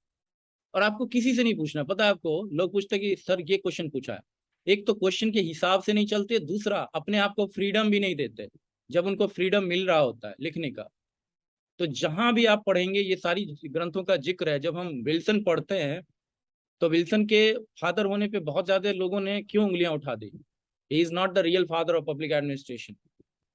उन्होंने बोला कि ये अमेरिकन के हिसाब से अमेरिकन फादर हो सकता है, बट वहां भी दूसरा था अमेरिका का, अमेरिकन पब्लिक एडमिनिस्ट्रेशन का। लेकिन विल्सन को इसलिए नहीं माना जा सकता क्योंकि इससे पहले ऐसे ऐसे शास्त्र लिखे गए हैं जिसको रियली इम्प्लीमेंट किया गया है एडमिनिस्ट्रेशन में, बट ये डेमोक्रेटिक एडमिनिस्ट्रेशन में विल्सन को फादर माना जा सकता है। तो आप देख रहे हैं कि यहाँ के लिए जो हम दे रहे हैं लॉजिक, और यहाँ के लिए जो लॉजिक दे रहे हैं, एट द सेम टाइम हम पैरेलल्स क्रिएट करके इसको भी मना नहीं कर रहे हैं, लेकिन पहले भी। तो ये एनालिटिकल पॉइंटर होता है, और आपके पास जितने इसके एनालिटिकल पॉइंटर होंगे, जितनी किताबें में लिखी हैं, ठीक है, 2, 4, 5 एनालिसिस खुद से लिखने की कोशिश करिए। अगर आपको टॉपर बनना है, अगर आपको 200 प्लस लेके आना है, वो अचीवेबल है। यहाँ अपने एनालिसिस लिखिए। आप लिखना स्टार्ट जैसे ही करेंगे ना एक एक क्वेश्चन में, तो जैसे ही 4, 5, 6 क्वेश्चन लिखेंगे ना, आपको लगेगा कि अरे यार मेरा तो आइडिया ऊज आउट हो रहा है, मेरा आइडिया निकल के आ रहा है, मेरा दिमाग मुझे दे रहा है, क्योंकि आपने इतना पढ़ा है, आपने गुड पॉइंट्स डाले हैं और उसको थ्रूपुट किया है, उसके बाद आपको आउटपुट निकल रहा है। तो ये चीजें होंगी। अब 1, 2 और बचे हुए हैं, और किसी का छूट गया तो मुझे बताइए, कम से कम मैं देखना तो चाहूंगा ऑन स्क्रीन आज तो। ये अच्छा है, बट इसको घेरिए, इसको बनाइए, और कभी भी टेढ़ा मेढ़ा मत लिखिएगा। ये ऐसे नहीं होना चाहिए, ये ऐसे ही होना चाहिए। समझ रहे हैं? ये किनका है कॉपी? इनमें नाम नहीं लिखा हुआ है, कुछ भी कोडिंग नहीं की हुई है। आप अवेलेबल हैं जो भी जिनका कॉपी है ये?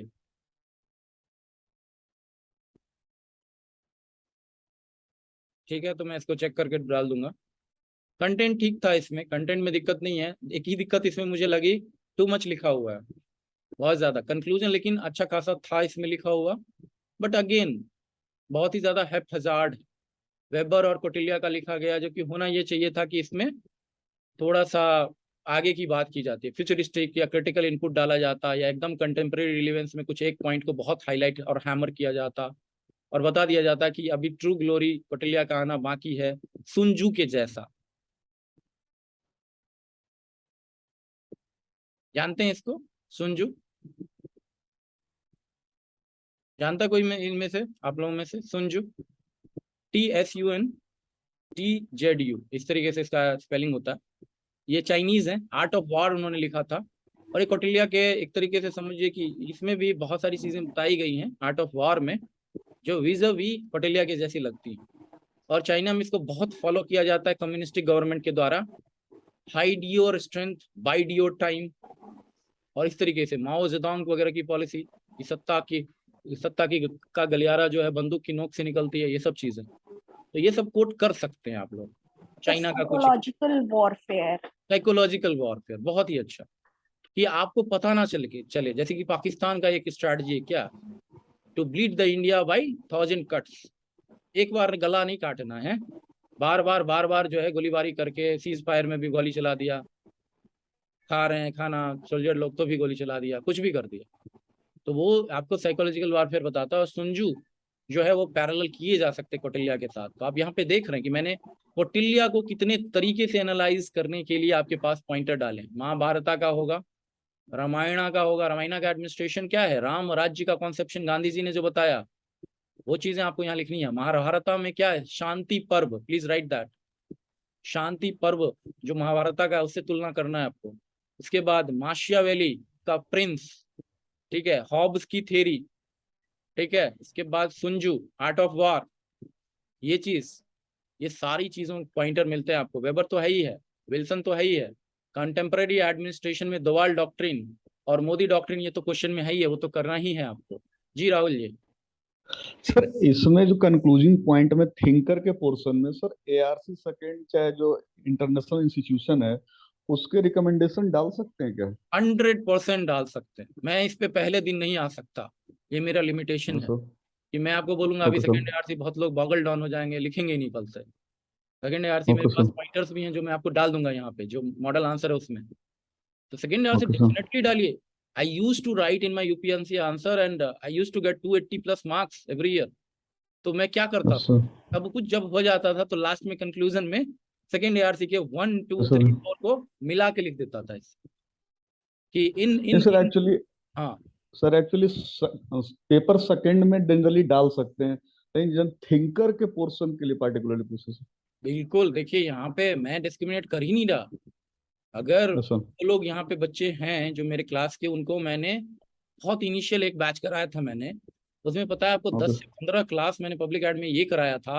आप लोगों का सेक्शन 1 होता है, यूपीएससी में पेपर 1 होता है, तो सेक्शन 2 और सेक्शन 1 का मैंने इंटरमिंगलिंग कराया था कि नॉट ओनली दिस कि सेक्शन 1 से सेक्शन 2 में जाएगा, 2 से 1 में आएगा, ये भी एक बात। दूसरी चीज, सेक्शन 1 के अंदर बहुत सारी चीजें हैं, जैसे कि पहला वाला आपका इंट्रोडक्शन चैप्टर जो है आपका मीनिंग, स्कोप, सिग्निफिकेंस, ये सब वाला, और फिर उसके बाद थिंकर विंकर आता है, उसके बाद ऑर्गेनाइजेशन के आइटम आते हैं, उसके बाद पर्सनल और ये सब आता है। आपस में ये इतने इंटीग्रेटेड है कि अगर आप थिंकर को उठाओगे और ये सारे पॉइंटर्स, ये सारे एबव वाले पॉइंटर अगर आप इसमें डाल दोगे, it will create a very brilliant impact. यही चीज इंडियन एडमिनिस्ट्रेशन में सेक्शन 2 में होता है कि इंटरनल पॉइंटर्स ही उठा के सिलेबस के आपको डालना है। वो मैं कराऊंगा सेशन आपको, तो वो बहुत अच्छा होगा आपका। तो ये सोचना ही नहीं है कि मैंने पेपर 1 लिखना है, लेकिन पेपर सेक्शन 1 में आपको स्कोप ही इसीलिए सेक्शन 1 को अलग किया है कि आपको वो जांचना चाह रहा है कि स्टैटिक कैपेबिलिटी इस बंदे की क्या है। तो स्टैटिक कैपेबिलिटी जताने के लिए आपको ये बताना पड़ेगा कि I know broadly, I know deeply, I know peripherally, I know horizontally, I know vertically, हर चीज आपको बतानी पड़ेगी। लेकिन आपको सारे pointers static point of view से एनालाइज करने पड़ेंगे। दैट्स व्हाई आई टोल्ड की कोटेशंस ज्यादा इंपॉर्टेंट हैं। तो जो कौटिल्य के पॉइंट ऑफ व्यू हैं, जैसे कि बहुत सारे लोगों ने स्ट्रक्चर किया है, personal administration, revenue administration, welfare administration, development administration, comparative administration. Comparative हम यहाँ पे कैसे कर सकते हैं, क्योंकि कौटिल्य ने तो बहुत ज्यादा कंपैरिजन किया ही नहीं, उसके पास पैरेलल्स नहीं हुए होंगे, लेकिन उन्होंने इंटरनेशनल रिलेशन के बारे में लिखा है। तो we can also talk about that in the foreign affairs sense. और जिन्होंने लिखा है उनका आंसर ज्यादा ब्रिलियंट है। 2016 में यूपीएससी ने पब्लिक एड में एक क्वेश्चन पूछा, और उसी टाइम में उन्होंने ये किया था, अटैक किया था, हॉट परस्यूट और इधर पाकिस्तान के ऊपर जो ड्रॉप किया था। तो ये दोनों, म्यांमार वाला में हॉट परस्यूट और पाकिस्तान वाला कौन सा था, anybody? Surgical strike. Surgical strike और हॉट परस्यूट, इन दोनों का जो यूज हुआ है ये कौटिल्य की नीति से, ठीक है। और डोवाल की डॉक्ट्रिन जो मैंने आपको बताई कि डोवल डॉक्ट्रिन, रात में बता रहा था, Doval is equal to Modi, because Modi ji को फॉलो करेगा ना, ये तो ब्यूरोक्रेट है, ये तो एनएसए है। तो डोवल जी की जो नीति है वो ये है कि मतलब केवल डिफेंस नहीं करना, ये डिफेंसिव स्ट्रेटजी जो थी पहले थी नेरोबी नेरा में, डिफेंस करते रहो अपने बॉर्डर्स की, अपनी चीजों की। सेना इसलिए करना है क्योंकि मुझे डिफेंस चाहिए, नहीं। अब बोलता है ऑफेंसिव भी होना पड़ेगा। बम मारना तो बम मार दो पहले, नहीं तो जो पहले मार देगा सेकेंड वर्ल्ड वॉर बताया, जो पहले मार देगा क्रिपल कर देगा, उसको पैसिफिस्ट कंट्री बना देगा। Why Japan the greatest of imperial force? Japan में पता है आपको, वर्ल्ड हिस्ट्री में जो उन्होंने लिखा है, करीब 10 लाख लोगों का इन्होंने चमड़ा निकलवा के बेल्ट बना लिया था जापान वालों ने। और ये स्टोरी है, आपको आज के डेट में हंसी आएगी, जापान वालों का इतना ज्यादा भयंकर प्रकोप था वर्ल्ड वॉर में, बट इनको जब बॉम्ब किया गया ना, तब जाके इन्होंने पूरा कॉन्स्टिट्यूशन में लिख दिया कि शपथ खाते हैं आज से हम कभी भी मिलिट्री ही नहीं रखेंगे, डिफेंस ही, अपना डिफेंस हम अपने तरीके से करेंगे, और अमेरिका इसका पूरा पूरा साथ देगा। तो यहाँ पे डिफेंसिव स्ट्रेटजी जो होती है ना, वो ऑफेंसिव के साथ, ऑफेंसिव मतलब मैं अटैक करना है तो करूंगा, मैं अपने आप को प्रोटेक्ट करने के लिए, तो इसको बोलते हैं offensive defensive strategy, offensive defensive strategy. तो डोवाल डॉक्ट्रिन को आपको यहाँ पे हाईलाइट करने की जरूरत थी, उन चीजों को लिखने की जरूरत थी, और वहां पे आपको लेके आना है हॉट परस्यूट और सर्जिकल स्ट्राइक को। मैं देखूंगा कि इन्होंने लिखा है कि नहीं लिखा है, मैं बस गो थ्रू हो जाऊं, एक या दो और हैं। आपने अच्छा लिखा है, बहुत ज्यादा वर्बोस है, ये किनका है? That's mine sir. बताइए, नाम बताइए प्लीज। मुकुल कुमार। मुकुल जी, मैं आपको देख नहीं पा रहा, पैनल्स मैंने पूरे खोल रखे हैं क्वेश्चन के, इसलिए I am sorry about that. तो मुकुल जी, आपका जो आंसर है अच्छा है, आपकी अंडरस्टैंडिंग अच्छी है, तभी आप पैराग्राफ में इतना कुछ लिख पा रहे हैं, ठीक है। लेकिन स्टार्टिंग में it felt that you are writing too much, बहुत ज्यादा वर्बोस जा रहा है, तो पॉइंट ऑफ इंटरेस्ट खोने मत दीजिए, ठीक है। किसी ना किसी तरीके से इसको पॉइंटेड फॉर्मेट में लेके आइए, लिखना यही है, पॉइंटिंग में लेके चले आइए। यहाँ से आपका ठीक हुआ है, लेकिन फिर भी बहुत लंबा है। कौटिल्या's कॉन्ट्रीब्यूशन, द किंग, इतना लंबा नहीं लिखना है किंग के बारे में, ठीक है। और मैं स्ट्रक्चरिंग में भी इसमें और सुधार करूंगा। आपका कंटेंट ठीक है, कंटेंट में कहीं से दिक्कत नहीं है, आपने लिखा है एनालिटिकल पॉइंट ऑफ व्यू से, जो रेयर है आज के डेट में। बट अनफॉर्चुनेटली ये क्वेश्चन, इस तरीके का स्ट्रक्चर डाल दिया जाता है ठंडे बक्से में, एग्जामिनर के हाथ में जब जाता है तो, क्योंकि वो नहीं रीड करना चाहता, वो चाहता है कि सामने उसने रिप्रेजेंट कैसे किया अपने थॉट को, ये आज के डेट में सबसे ज्यादा मैटर करता है। तो despite your content is very analytical, you will lose the points. तो इस चीज पे गौर करिएगा कि बाकी लोगों के आंसर जो मैंने स्ट्रक्चरल पॉइंट ऑफ व्यू से बताए, उसको बैलेंस करिएगा अपने एनालिटिकल से, तो आपका सुपर्ब मार्क्स उठेगा। क्यों? क्योंकि आपके पास एनालिटिकल पॉइंट ऑफ व्यू है।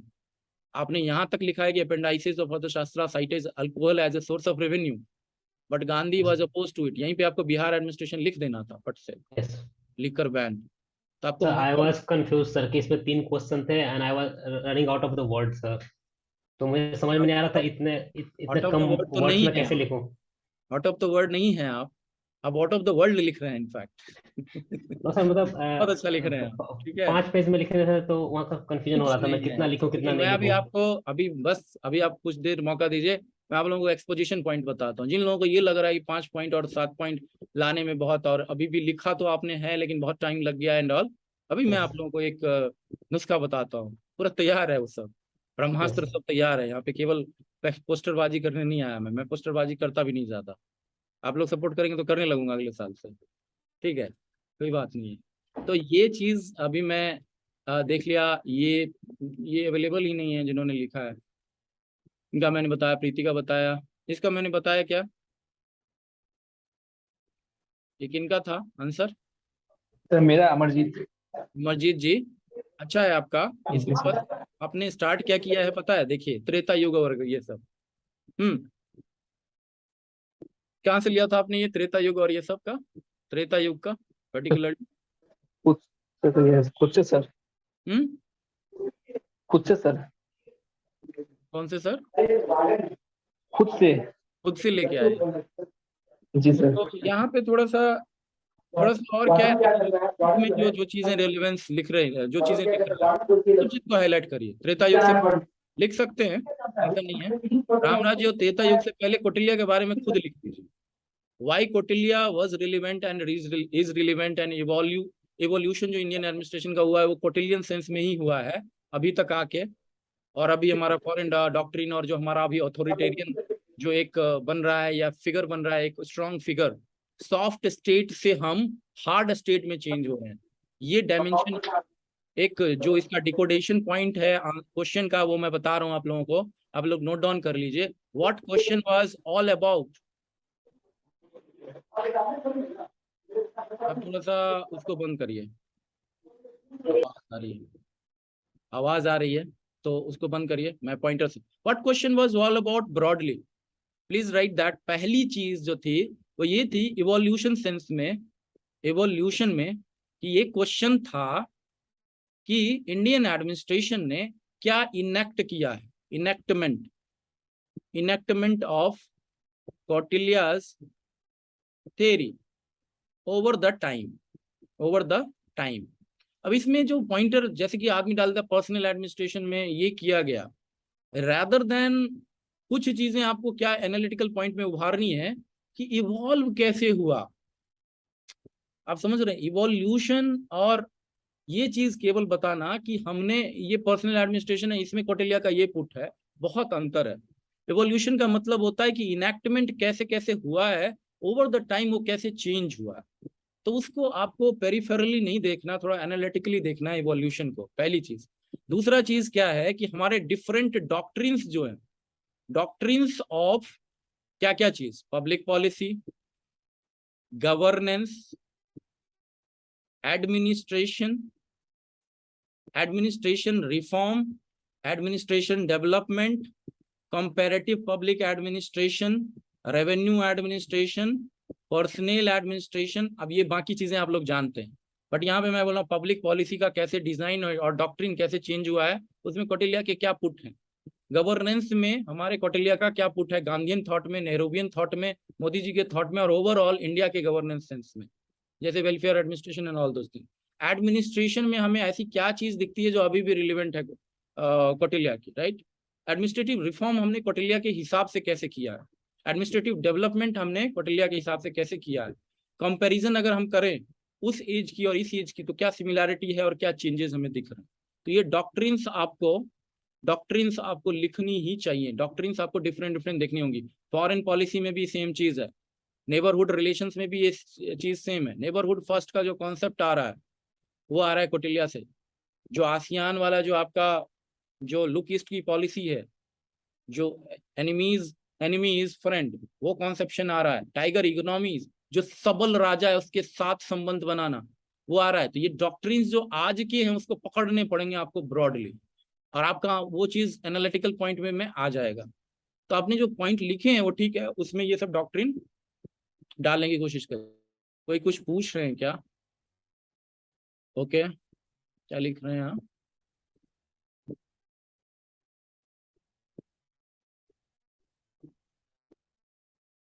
Kautilya had used Vish Kanya in diplomacy and honey trap in modern technique. Recently, many officer. ठीक है, ठीक है। देखिए निटिग्रिटी ठीक है, ये एग्जाम्पल देखिए लिखने में बहुत अच्छा लगेगा, एग्जामिनर पढ़ेगा भी इसको, लेकिन वो न्यूज़पेपर में बहुत बार पढ़ चुका होगा।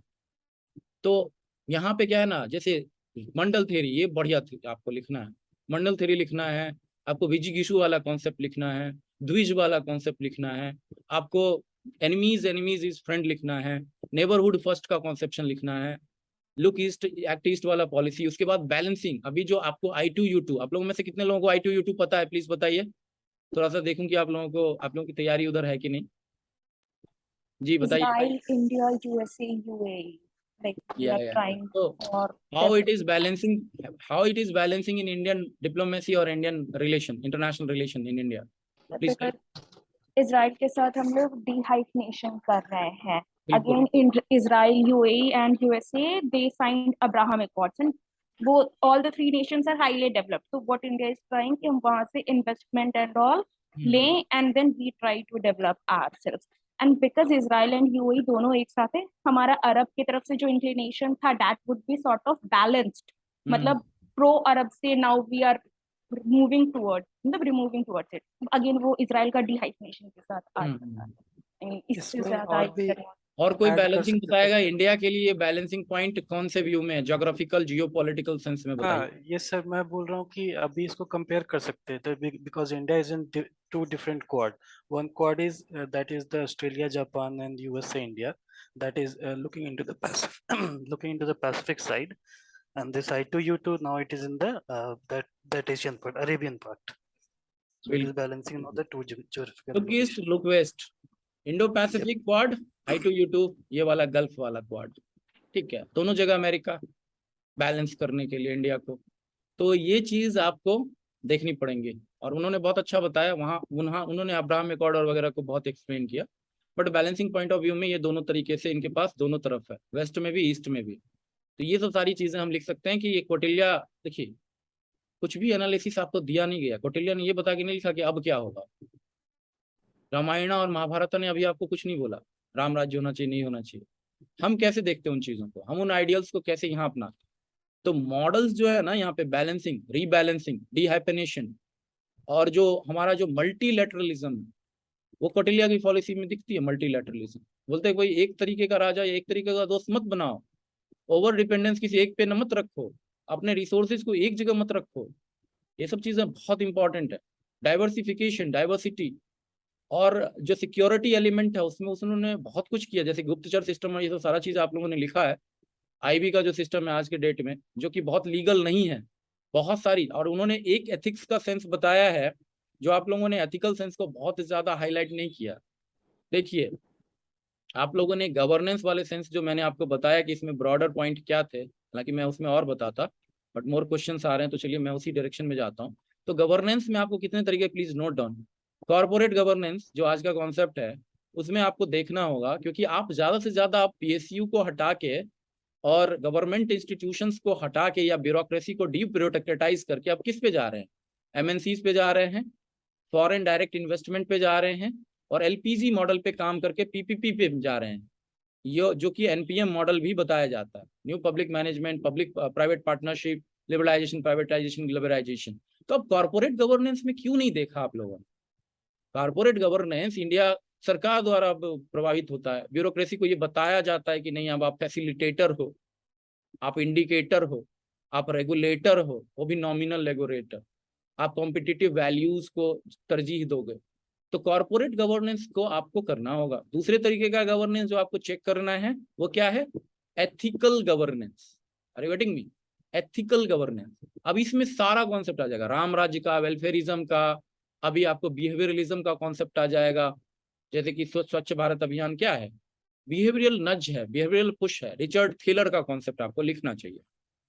तो विद्वानों का नाम लिखिए, वर्ल्ड ओवर विद्वानों का नाम लिखिए यहाँ पे, कुछ ना कुछ, ठीक है।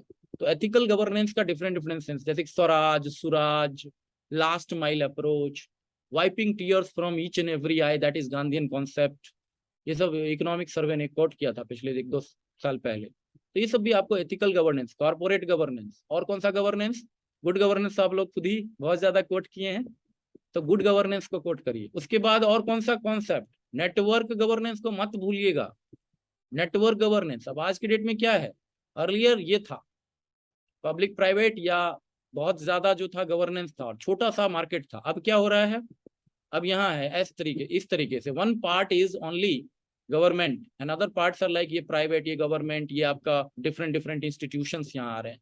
तो ये नेटवर्क गवर्नेंस का कॉन्सेप्ट आपको देखना पड़ेगा कौटिल्य से कि क्या ऐसा पॉसिबल था। तो उसमें उसने लिखा एक बहुत ही नायाब चीज। आप लोगों में से कितने लोगों ने लिखा है मुझे बताइए, क्योंकि मैंने ईच एंड एवरी आंसर तो नहीं पढ़ा, कि one cart can not move the one wheel can not move the cart, one wheel can not move the cart, एक पहिया रथ को नहीं चला सकता। तो ये नेटवर्क गवर्नेंस का मॉडल दे दिया भैया, इजंट इट? तो आप लोगों में से कितने ने लिखा है ये नेटवर्क गवर्नेंस का मॉडल, मुझे बताइए कंटेम्पररी रिलेवेंस में। मैंने लिखा सर। कॉपी दिशांत जी मैं देखता हूँ आपका कॉपी। शायद आप मुकुल कुमार, मैंने लिखा। कॉर्पोरेट गवर्नेंस ऑफ कौटिल्य, अच्छा ठीक है। कॉन्ट्रैक्टिंग उसमें आउट सर अर्थशास्त्र, ठीक है, कॉन्ट्रैक्टिंग आउट और ये सब सारी चीजें आप लिखेंगे यहाँ पे। PPP penalty for unfair trade practices. हाँ, आपको यहाँ पे किसका एग्जांपल लिखना है इंडिया में? Competition commission of India, note down कर लीजिए। कंपटीशन कमीशन ऑफ इंडिया क्या करता है? अमेजन को अभी कान पकड़ के ऐठा था कुछ दिन पहले। अभी एनजीटी क्या करती है? एनजीटी देखती है एनवायरमेंटलिज्म, ये भी कॉन्सेप्ट आपको लिखना है। कौटिल्य ने ये सब चीज का जिक्र किया है कि भैया जो भी आपको कमाना है वो इस अर्थ को गंदा करके नहीं कमाना। वो कॉन्सेप्ट भी आज के डेट में दिखता है, चोरी करके नहीं, डकैती करके नहीं। और वो ये भी बोलते हैं कि जहां पानी है, पानी में चीज मछली है, वो पानी कितना पी लेती है पता नहीं। जो आप शहद रखोगे जीभ पे और मीठा ना लगे, ऐसा हो ही नहीं सकता। तो उसी तरीके से जब आप धन के ढेर पे, धन कुबेर पे बैठे हुए, पब्लिक ऑफर, पब्लिक चीजों पे, ट्रेजरी पे बैठे हुए और आप लूटो ना, ऐसा हो नहीं सकता। तो इसीलिए आपको इंटरनल सेंस ऑफ एथिकलिटी को छोड़ के स्टेट एथिक्स पे डालना होगा नजर। आप समझ लीजिए इस चीज को, आप लोग, बहुत अच्छा रहेगा आप लोगों के लिए। एथिक्स होता है दो तरीके का। एक होता है पर्सनल एथिक्स, किसी को नहीं मारेंगे, किसी का चोरी नहीं करेंगे, किसी की सीमा और किसी की बाउंड्री में नहीं जाएंगे, ट्रेसपास नहीं करेंगे, किसी और पे नजर नहीं रखेंगे। ये सब क्या है? Personal ethics. एकदम वैलिड है भाई, करना ही चाहिए ऐसा, गलत होगा अगर आप इसके अगेंस्ट में करेंगे। एक होता है स्टेट एथिक्स। स्टेट एथिक्स नहीं देखता कि पर्सनली किसका लॉस हो रहा है, किसका बेटा मर जा रहा है युद्ध में जाके, और कहाँ पे क्या हो रहा है। वो बोलते हैं state ethics is just like psychological warfare as called by Sun Tzu. तो स्टेट एथिक्स में स्टेट बहुत बड़ा है, स्टेट की सिक्योरिटी बहुत बड़ी है, एक जनता नहीं है, बहुत सारे लोग हैं। बताइए कौन सा कॉन्सेप्ट है ये? एथिकलिटी का एक कॉन्सेप्ट है, कौन सा? यूटिलिटेरियनिज्म। सारे लोग लिख लेंगे, यूटिलिटेरियनिज्म मिल्स का कॉन्सेप्ट है। मिल्स नाम के विद्वान, उन्होंने यूटिलिटेरियनिज्म दिया था। Utility factor, maximum happiness for maximum number of people. क्या है ये? मैक्सिमम, मैं आता हूँ चैट पे देखता हूँ क्या लिखा आप लोगों ने। यूटिलिटेरियनिज्म समझिए, maximum happiness of maximum number of people. इसमें क्या है? 10 लोग मर जाए लेकिन 1 लाख सेव हो जाएगा। जैसे कि एक ट्रेन का ब्रेक फेल हो गया, इसका एग्जांपल देते हैं यूटिलिटेरियनिज्म का। ये मीन्स यहाँ पे ऑक्सफोर्ड यूनिवर्सिटी वाले भी लेक्चर्स देखिएगा, उसमें लिखा ये चीज बताता है कि मैक्सिमम हैप्पीनेस कैसे क्रिएट होता है। मैक्सिमम हैप्पीनेस है कि मैक्सिमम गुड होना चाहिए, बस खत्म काम। एक आदमी मर जाए, एक आदमी मर जाए, उससे नहीं होगा कुछ भी। तो यहीं पे जो वारफेयर होते हैं, साइबर वारफेयर हो, दूसरों पे अटैक हो, ऑफेंसिव डिफेंसिव की स्ट्रैटेजी हो, खासकर ऑफेंसिव की डिफेंस कि मैं जाके अटैक करूंगा, या न्यूक्लियर वाली चीजें होती हैं। न्यूक्लियर जो डॉक्ट्रिन है वो पूरा डिफेंस पे आधारित है। लेकिन जब हम टैक्टिकल वारफेयर करते हैं कि मैं ऑफेंस भी करूंगा, मैं आपकी सीमा में घुस के मारूंगा भी आपको, ठीक है, जो उरी में दिखाया जी करदा, कौन सा गाना है, बहुत अच्छा गाना है ना उसमें। तो वो चीज आपको यहाँ पे स्टेट एथिक्स में दिखता है। State ethics does not care about personal ethics. तो आपको यही लिखना है कि जब कौटिल्य बोलते हैं कि state trees are cut first, मतलब कि सीधा पेड़ काट दिया जाता है, इसका मतलब है कि आपको सॉफ्ट स्टेट नहीं बने रहना है, आपको हॉट परस्यूट अपनाना पड़ेगा, hot state. Modi doctrine, Doval doctrine यही कहता है, भैया बहुत हो गया, मुझे गाली दे दे के गाली दे रहा है कि यार कितना सॉफ्ट हो तुम, कितना सॉफ्ट हो। वो राम वाला कैरेक्टर। लेकिन आपको याद है कि राम ने भी रावण जी को नहीं छोड़ा, क्योंकि रावण जी गलत कर रहे थे।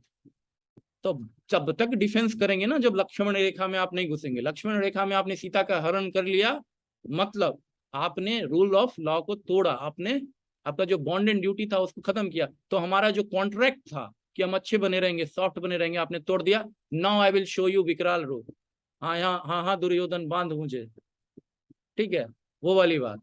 लड़ाई तो होगी भाई, चाहे कोई भी मरे, और सारे लोग अपने रिलेटिव ही मरेंगे। लेकिन यहाँ बात क्या है, धर्म युद्ध की बात। स्टेट एथिक्स को आप लोग ज्यादा से ज्यादा लिखेंगे।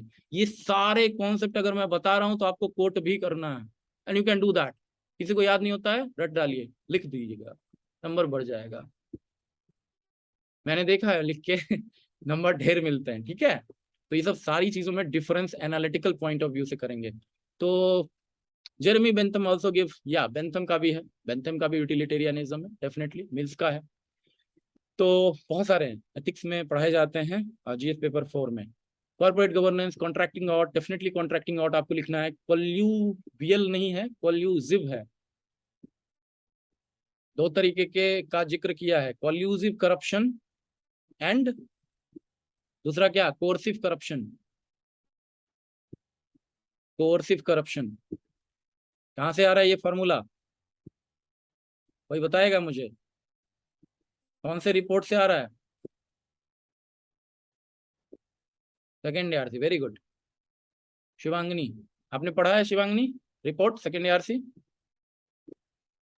यस सर, फोर्थ रिपोर्ट पूरा पढ़ा हुआ है, बट अदरवाइज मतलब लास्ट के जो बस समरी है। You were also preparing for UPSC? Yes sir, till now I am preparing, but time लग रहा है तो फिर तब तक कोई बात नहीं, अच्छा है, स्टेट निकालिए, वो भी निकल जाएगा। यही फॉर्मूला, पहले लोग उल्टा समझते थे, अभी ये हो रहा है। कॉल्यूसिव करप्शन एंड कोएर्सिव करप्शन, इसमें क्या बताया सेकेंड ARC ने? सेकेंड ARC का मतलब ये है दूसरा एडमिनिस्ट्रेटिव रिफॉर्म, प्रशासनिक सुधार रिपोर्ट द्वितीय। पहला कब आया था, कोई बताएगा? Prelims question 1960s around 1966। Report कब आई फाइनल, वो भी देखना चाहिए आप लोगों को, पूछ भी सकता है। Ethics in governance second ARC, या fourth report is that. Fourth report ethics in governance. What is personnel administration report, कोई बताएगा मुझे? जल्दी जल्दी पूछता हूं मैं। Personnel administration, refurbishing public personnel administration की report number 1, what report number? यहाँ पे आप अंदर का कुछ लिखे ना लिखे, रिपोर्ट नंबर लिख दीजिएगा तो एग्जामिनर खुश हो जाएगा और उसको लगेगा कि जानता है। No no not 7th, 10th report. मैं रटवा दूंगा इसको, डोंट वरी, ये सब छोटी छोटी चीजें मैं रटवा दूंगा, वैल्यू एडिशन में रटवा दूंगा। और दाएं हाथ का खेल, SDG लिखना है आप लोगों को, sustainable development goals. Sustainable governance भी आपका एक बहुत ही बड़ा फैक्टर है जो आपको लिखना चाहिए यहाँ पे, सस्टेनेबल गवर्नेंस। SDG कोट करना चाहिए। SDG का कौटिल्य के साथ क्या रिलेशन, कौन सा SDG, कितने SDG हैं टोटल? 17। कितने टोटल इंडिकेटर्स? ठीक, ये सब बेसिक फैक्चुअल चीजें हैं जो प्रीलिम्स में आप पढ़ते हैं, उसको आप यहाँ पे कोट कर सकते हैं। तो SDG सस्टेनेबल डेवलपमेंट गोल्स में वेलफेयर एडमिनिस्ट्रेशन जो कौटिल्य का है, और जो राजा को वो ये बताता है कि किसकी सेवा करनी चाहिए किसकी नहीं करनी चाहिए, तो वो बोलता है कि सबसे पहले किसकी सेवा करो? सबसे पहले निर्धन की सेवा करो, बूढ़े बुजुर्गों की सेवा करो, गरीब औरतों की, गरीब मतलब बच्चों की सेवा करो, ये सब लोगों की सेवा करो करने के लिए बोलता है। और यही गवर्नेंस का आपको धम्मा कॉन्सेप्ट किसका, धम्मा कॉन्सेप्ट किसका?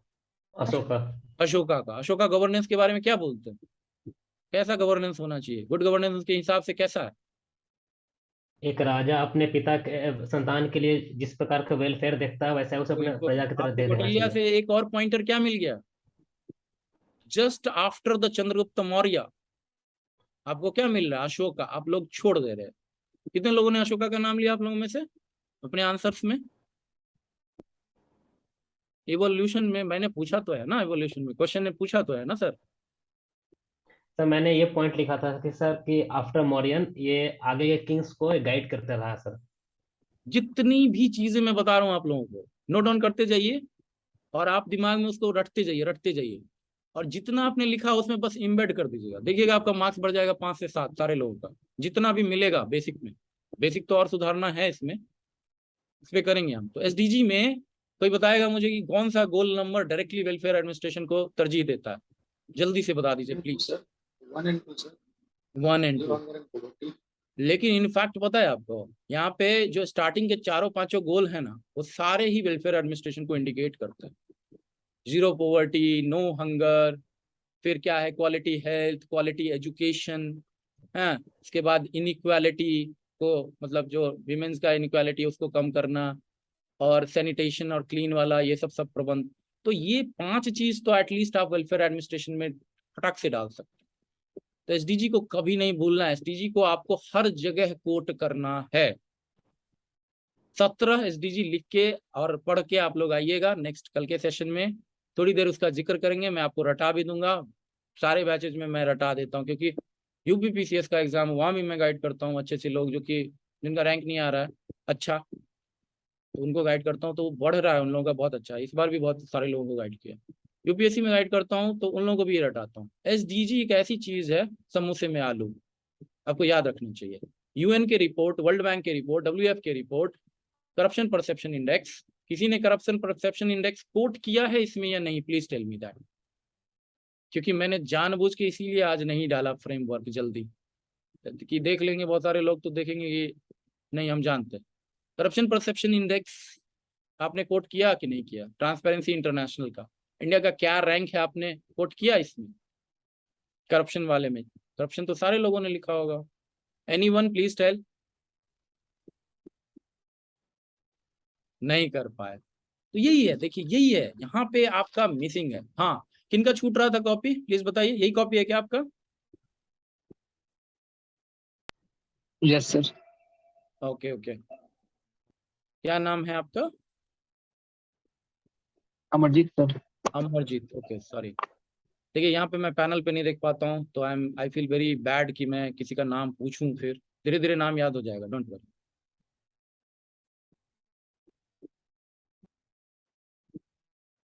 ये मैंने देखा था, इसको ब्रैकेट करिए, फिगर लिखिए। हाँ लिखा आपने, ठीक है। इसमें बस आपका कंटेंट डिफरेंशिएशन का आपका है, बाकी सारा चीज़ आपने ठीक लिखा है।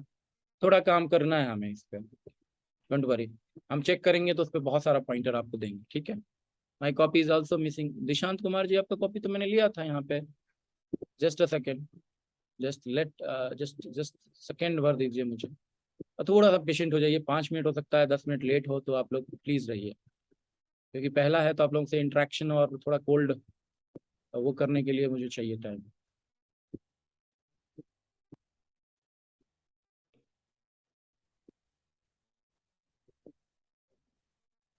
आप लोगों में से एक काम करिएगा, अगर आपको लगता है कि ये सेशन आपके लिए वर्थ रहा है और ये मुझे आपको लग रहा है कि एक फ्रेश एयर आपको लिए है, हालांकि फीडबैक मांगने का अभी अच्छा टाइम नहीं है, मैं जानता हूँ, इन रेस्ट एश्योर्ड कि मैं यहाँ पे कोई कोर कसर आप लोगों में छोड़ने वाला नहीं हूँ। जिस तरीके का मेरा इनलाइटनमेंट है, जो मेरा वर्क है, धीरे धीरे आप लोगों को पता चलेगा। तो अब यही करिएगा, जो बीपीएससी वाला ग्रुप नहीं है वो मेरा ग्रुप नहीं है इनफैक्ट, तो वहां पे जाके अपना फीडबैक जरूर दीजिएगा कि ये सेशंस हेल्पफुल हैं। यहाँ पे जितने ज्यादा आपको आंसर्स आएंगे तो इस ग्रुप से हम अच्छा रिजल्ट निकाल पाएंगे, ये बात तय रखिए। तो वहां पे आप जाके लिखिएगा, अपने तरीके से लिखिएगा, यानी कि मेरा ग्लोरी कर रहे हैं ये आप। यहाँ पे मेथोडोलॉजी और जो चीजें आपको लग रही हैं वहाँ पे पॉजिटिव जो भी फीडबैक है आप दीजिएगा वहाँ पे। ये हमारे लिए अच्छा हो सकता है, क्योंकि अभी 1-2 दिन में जो लोग आ जाएंगे उसके बाद तो मैं बहुत ज्यादा इनकलकेट नहीं कर पाऊंगा। दिशांत कुमार जी, जी और किनका था छूटा हुआ? अमर का भी छूटा है क्या? अमरजीत जी, जी बताइए। हाँ, एक क्रिस्प कंक्लूजन क्या होना चाहिए इसमें? मैंने बातें तो की है, एक बार दोबारा बताऊंगा, don't worry. Sir, I want to ask a question. Hmm, I want to ask a question. या please ask. Please draw a parallel between Kautalia's provision of expenditure, public expenditure, and current FRBM Act. Because during Kautilya time, if a public servant spends more than his provided capacity, he has to be punished by 4 times of that amount. But currently, government is revising FRBM targets over the years. NK Singh committee ने उसको किया, revise किया था। Yes sir. So उसमें क्या लिखूंगा sir? Kautilya से public finance या पब्लिक एक्सपेंडिचर के बारे में लिखना चाहूँ तो? देखिए, जो कौटिल्या का हिसाब था, कौटिल्या 75% कैपिटल एक्सपेंडिचर पे ध्यान देते थे, बताते इससे कम नहीं होना चाहिए कैपिटल एक्सपेंडिचर, और 25% होना चाहिए हमारा रेवेन्यू एक्सपेंडिचर, राइट? ये कौटिल्या का परसेप्शन है। इसको एग्जैक्टली कोट कर दीजिएगा आप लोग। ये एक्सपेंडिचर का उनका स्टैंडर्ड था। अब आप देख लीजिए, ये अगर हम 75% कर दें खर्च कैपिटल को, तो हमारी रोड्स, हमारे एजुकेशन सिस्टम, हमारे हेल्थ, कुत्ता खाया हुआ तो नहीं होगा, गड्ढे वाला तो नहीं होगा, उसमें गिर गिर के तो हम लोग नहीं आत्महत्या करेंगे, आत्महत्या ही है एक तरीके का। तो ये बहुत जरूरी है। लेकिन अभी के टाइम में क्या हो रहा है, 80% of expenditure is what, revenue expenditure. ये बहुत ज्यादा बड़ा वाला क्राइम है भाई। लेकिन दिक्कत कहाँ पे हो रही है, यहीं पे आपको शो कर देना है कि कौटिल्या's bureaucracy, even if it seems that departments are too many, the state is not too much wide and far. Village administration is free, आपको पता है, मॉडर्न एडमिनिस्ट्रेशन हो चाहे कौटिलियन एडमिनिस्ट्रेशन हो, विलेज रिपब्लिक का कॉन्सेप्ट था उस टाइम में, एंड रिपब्लिक्स बिल्कुल फ्री थे, राजा के कंट्रोल में नहीं थे। तो यहाँ पे जो एक्सपेंडिचर है वो खर्च कर पाता था वो लोग कैपिटल एक्सपेंडिचर पे, ब्यूरोक्रेसी कम थी। मैंने आपको बताया मंत्री को ज्यादा पैसा नहीं देना, यहाँ पे तो मंत्री लोग सबसे ज्यादा पैसा उठाते हैं, और वहां पे प्लानिंग कमीशन में 35 रुपया फिक्स करते हैं, 22 रुपया फिक्स करते हैं जनता का, जबकि वो लोग लगातार बढ़ा। तो ये रेवेन्यू एक्सपेंडिचर कहाँ से हो रहा है, ये सैलरीज में हो रहा है, ये वैसी जगहों पे हो रहा है जो कि अनप्लान्ड एक्सपेंडिचर्स हैं। तो हमें यही शो करना होगा कि FRBM वाला जो है ना, वो ज्यादा से ज्यादा क्या कर रहा है, इसको बोलते हैं, तो क्या बोलते हैं FRBM, जो physical responsibility budget management act है, वो कर रहा है आपको रैशनलाइजेशन। इसको वर्ड का नाम है रैशनलाइजेशन, या इसको आप कॉस्ट कटिंग भी नॉर्मल भाषा में लिख सकते हैं। हिंदी में आप इसको लिखिए कि बचत कर रहे हैं, जो पैसा है पब्लिक का पैसा, उसको बचत किया जा रहा है। तो रैशनलाइजेशन ऑफ जो एक्सपेंडिचर है। दूसरा चीज क्या है, इसको आप ये भी वर्ड लिख सकते हैं, फिस्कल कंसोलिडेशन। तो जितना राजस्व है आपका हो रहा है यहाँ पे, इसको आपको करना क्या है, चेंज करना है, फिस्कल कंसोलिडेशन ज्यादा से ज्यादा करना है, रैशनलाइजेशन ऑफ एक्सपेंडिचर, जो बैड एक्सपेंडिचर्स हैं, एक्सपोर्ट इंपोर्ट में भी बैलेंस बनाना पड़ेगा कहीं ना कहीं, यहाँ के जो एंटरप्रेन्योरशिप है उसको भी डेवलप करने पड़ेगा, प्राइवेट एक्सपेंडिचर में भी। तो यहाँ एनके सिंह का रिकमेंडेशन जो है कि गवर्नमेंट जो है ज्यादा से ज्यादा आपको रिलाई करेगा किस चीज पे, कैपिटल एक्सपेंडिचर पे, रेवेन्यू एक्सपेंडिचर को कट कर करके बिल्कुल नीचे लाएगा, फिस्कल डेफिसिट जो है वो आपको कंट्रोल करने की कोशिश करेगा। तो ये आप पैरेलल यहाँ पे डेफिनेटली लिख सकते हैं कौटिल्या के प्रेस्क्रिप्शन के आधार से। ये 75% कौटिल्या ने बोला कैपिटल, और ये 25% बोला रेवेन्यू, और अभी जो हो रहा है वो बिल्कुल उलट हो रहा है, और FRBM एक्ट इसी के परिप्रेक्ष्य में बात कर रहा है। बट सी, FRBM एक्ट का ये नहीं है कि वो बताए कि कैपिटल एक्सपेंडिचर और रेवेन्यू एक्सपेंडिचर कितना हो रहा है, ये इसके हाथ में ही नहीं है।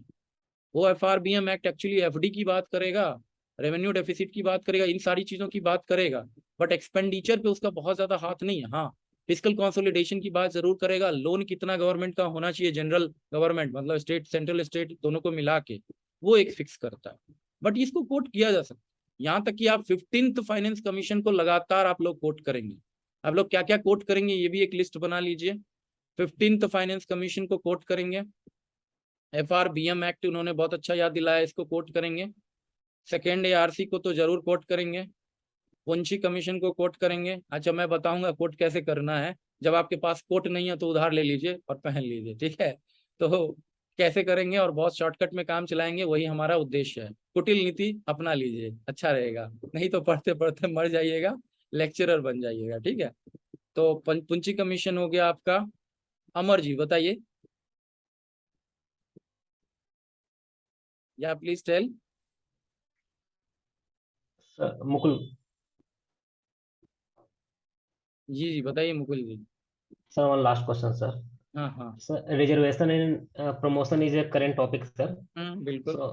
Sir, I want to draw a parallel with 2 or 3 points between Kautilya, Weber and current system of promotion. Sir, अगर कुछ लिखना चाहें, इसमें ऐड करना चाहते हैं। बिल्कुल बता रहा हूँ मैं आपको, वेबर, कौटिल्या और किसका parallel, current system, current Indian system of promotion, current Indian system, जिसमें कि supreme court, apex court, honourable court ने डिसीजन दिया है रिजर्वेशन का, राइट। तो आप तो सबसे पहले उस जजमेंट का नाम भी लिख दीजिएगा। जजमेंट का नाम मेरे दिमाग में नहीं आ रहा है, क्या था जजमेंट का नाम, आपको पता है? नागराज केस, बहुत सही, बढ़िया, आपका बेसिक्स अच्छा है। नागराज केस, कौटिल्या और वेबर। देखिए आप क्या बोल रहे हैं, रिजर्वेशन इन प्रमोशन, इन सारे लोगों ने किस चीज पे ध्यान दिया, इन्होंने भी किस चीज पे गौर किया, efficiency criteria sir, and effectiveness. Effectiveness छोड़िए, इफिशियंसी सबसे बड़ा चीज है कि आपका ये जो पर्सनल मैनेजमेंट है या जो बंदा आ रहा है प्रमोशन से, क्या वो इफिशियंट होगा? जिन डॉक्टर्स को आप बहाल कर रहे हैं वो किडनी के बदले कुछ और निकाल देंगे, ये गारंटी है। ऑन लाइटर नोट बता रहा हूँ, ऐसा कुछ होता नहीं है। प्रमोशन के बाद भी उसको सिखा ही दिया जाता, सब कुछ है। बट यहाँ पे इन्होंने जो बोला है रिजर्वेशन के बारे में, और इसको चेक किया, उसमें क्या एग्जाम्पल दिए पता है? सुप्रीम कोर्ट के पास जो गवर्नमेंट का और जो बाकी लोगों का जो रिप्रेजेंटेटिव उन्होंने दिया, उन्होंने बताया कि रेलवे में एक सर्वे किया, और उसको कोट कर लीजिएगा आप लोग। रेलवे में एक सर्वे किया गया और कहीं से भी ये नहीं पाया गया कि रिजर्वेशन इन प्रमोशन जो एफिशिएंसी क्राइटेरिया को डाउन करता है। इनफैक्ट ये बताया गया कि रिजर्वेशन इन प्रमोशन एक न्यू लीज ऑफ लाइफ देता है एडमिनिस्ट्रेशन को, और बहुत तरीके का पॉजिटिव एसिमिलेशन। तो वेबर ने भी इफिशियंसी की बात की, पटेलिया ने भी की, और इन्होंने भी की।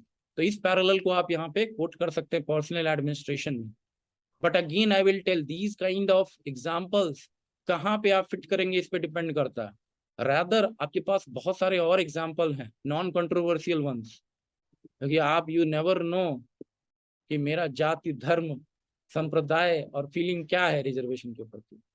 Can you guess that? वो चीज है।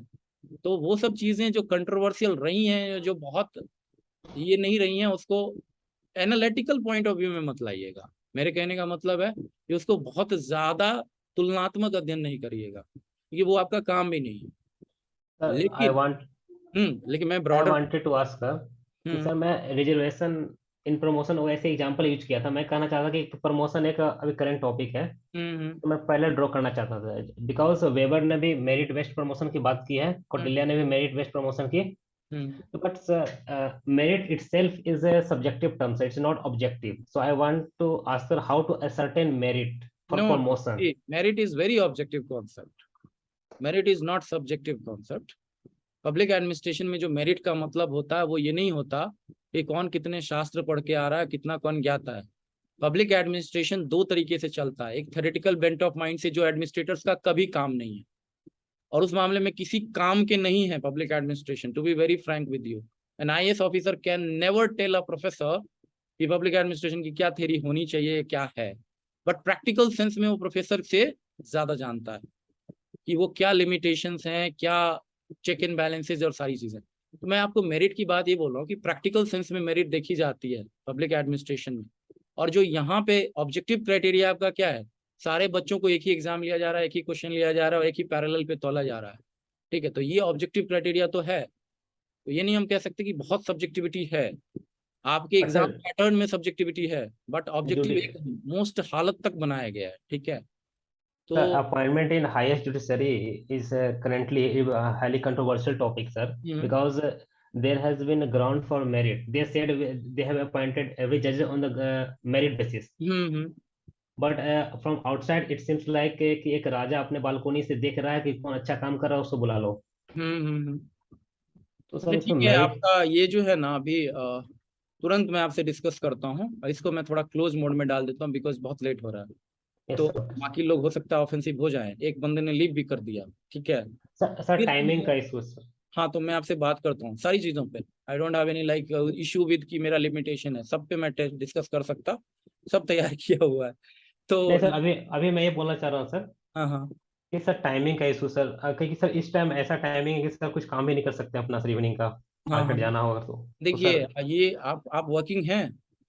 नहीं सर, मैं बैचलर हूँ, खुद से खाना बनाना होता है। आप लोग ये आपत्ति उठा रहे थे कि हम लोग सर 4 बजे वाला नहीं कर पाएंगे, लेकिन मेरे लिए सबसे बेस्ट टाइम यही है 4 से 6 वाला।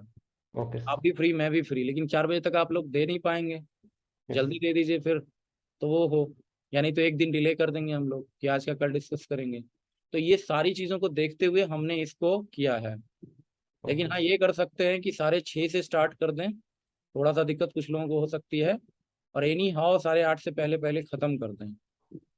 थोड़ा सा दिक्कत करना पड़ेगा, देखिए कहीं ना कहीं कॉस्ट तो लूज करना पड़ता है, कहीं ना कहीं कॉस्ट तो देना पड़ता है। लेकिन यहाँ पे देखिए व्हाट टू कोट में आपको मैं ये बता देता हूँ, डिस्कस करेंगे उस पर, कुछ हो पाएगा तो जरूर करेंगे, डोंट वरी। 15वां एफसी जो है फाइनेंस कमीशन, वित्त आयोग का report, FRBM act, second ARC के रिपोर्ट, पुंची कमीशन, सरकारिया कमीशन, इन सारी चीज़ों को आपको कोट करना है इकोनॉमिक सर्वे का कोटेशन आना चाहिए, रिसेंट वाले का, यूनियन बजट का कोटेशन आना चाहिए, बिहार बजट और बिहार इकोनॉमिक सर्वे का कोटेशंस आना चाहिए। ये सारी आपने चीज़ें, ये चारों चीज़ें आपने रिवाइज की होंगी प्रीलिम्स में, तो सारे पॉइंटर्स उठा के लाइए और यहाँ पे इस्तेमाल करिए और ज़्यादा से ज़्यादा यहाँ पे नंबर उठाइए।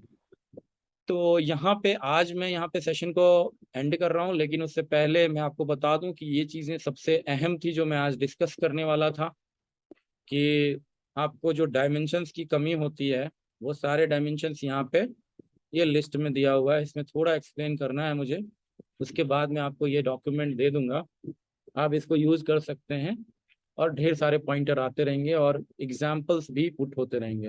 वैल्यू एडिशन की क्लासेस भी हम करेंगे 10 दिन के बाद, 10 दिन तक हम इसके थिंकर को देखेंगे, ठीक है। और आप लोगों को अब कल जो है इसका मिल जाएगा चेक करके, उससे पहले ही आज रात में ही इसका मॉडल आंसर मैं आपको प्रोवाइड कर दूंगा, ठीक है। और एक दूसरे का जरूर पढ़िए, एक दूसरे को फीडबैक दीजिए, एक दूसरे को इनकरेज करिए, ज़्यादा से ज़्यादा एक ऐसा माहौल बनाइए जिसमें डिबेट और डिस्कशन पॉसिबल हो। ग्रुप में भी मैं कोशिश करूंगा कि एक और ग्रुप बना दूं जिसमें आप लोग फ्रीली डिबेट और डिस्कस कर पाएं, क्योंकि इसमें अगर करेंगे तो कॉपीज इतनी आ रही हैं कि वो बहुत ज़्यादा मेरे को मैनेज करना मुश्किल होगा। तो इसी का एक सब्सिडियरी ग्रुप भी बना देते हैं, सारे लोगों को वहाँ भी मैं कॉपी कर दूंगा, वहाँ डिबेट एंड डिस्कशन फ्रीली करिएगा, आपका जो बिजनेस है वो रन कर सकते हैं आप लोग, तो एक अच्छा माहौल क्रिएट हो जाएगा। आप लोग चाहते हैं ये चीज़ कि एक और ग्रुप बना के उसमें फ्रीली भी आप लोग करें डिस्कस, मैं भी रहूंगा मॉडरेट करने के लिए, डोंट वरी। यस सर, ठीक है, कंक्लूजन जहाँ तक बात है, कंक्लूजन लिख के और बोल के भी मैं आप लोगों को पोस्ट कर दूंगा, अमर जी ने बोला था। जी अमर बताइए,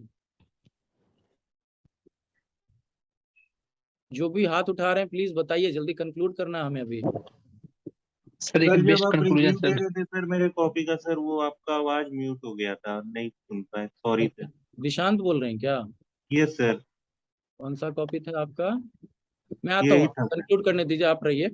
और कोई आदमी डिस्कस करना चाहते थे वो भी रहिए, जिनको कोई और एक्स्ट्रा प्रॉब्लम है वो रहिए। बाकी आप लोगों का बहुत बहुत धन्यवाद, आपने बहुत ही पेशेंटली सुना। आज का हम खत्म करते हैं, कल वाला टॉपिक सर भी आपको प्लीज ये वाले क्वेश्चन का फ्रेमवर्क और सब मिल जाएगा आपको। स्टेप वाइज क्या बोला यस कि सर देखिए आप लोगों का प्रोवाइड लेट आएगा, इसीलिए कल से आप क्या करिए, जितनी जल्दी हो सके दीजिए, मेरे को भी सर। प्रोसेस सर ये है ना कि एक क्वेश्चन को एक ही दिन में अगर पूरी तरह से कंप्लीट कर लिया जाए तो फिर नेक्स्ट क्वेश्चन पे ठीक डिस्कशन है, ज्यादा। लेकिन इतना फास्ट बाकी लोग भी भागे तब ना, है ना। तो मैं कोशिश करूंगा वो चीज को, और सर मिल ये जाएगा फ्रेमवर्क। तो मैं बोलूँ कि क्वेश्चन से पहले मैं फ्रेमवर्क लिख दूं तो मैं लिख दूंगा, कोई दिक्कत नहीं है। बट उसमें आपको दिक्कत होगी, आपको फिर वो नहीं रहेगा, इंसेंटिव नहीं रहेगा, राइट। तो सर बना हुआ है फ्रेमवर्क, मुझे पोस्ट करना है बस। जी सर मैं ये बोल रहा था, जो सर रिपोर्ट का बोल रहे थे सर, उसका अगर समरी हो तो सर मिल प्रोवाइड करवा जाएगा, दीजिए। सेकेंड ARC की समरी दूंगा मैं आपको, डोंट वरी।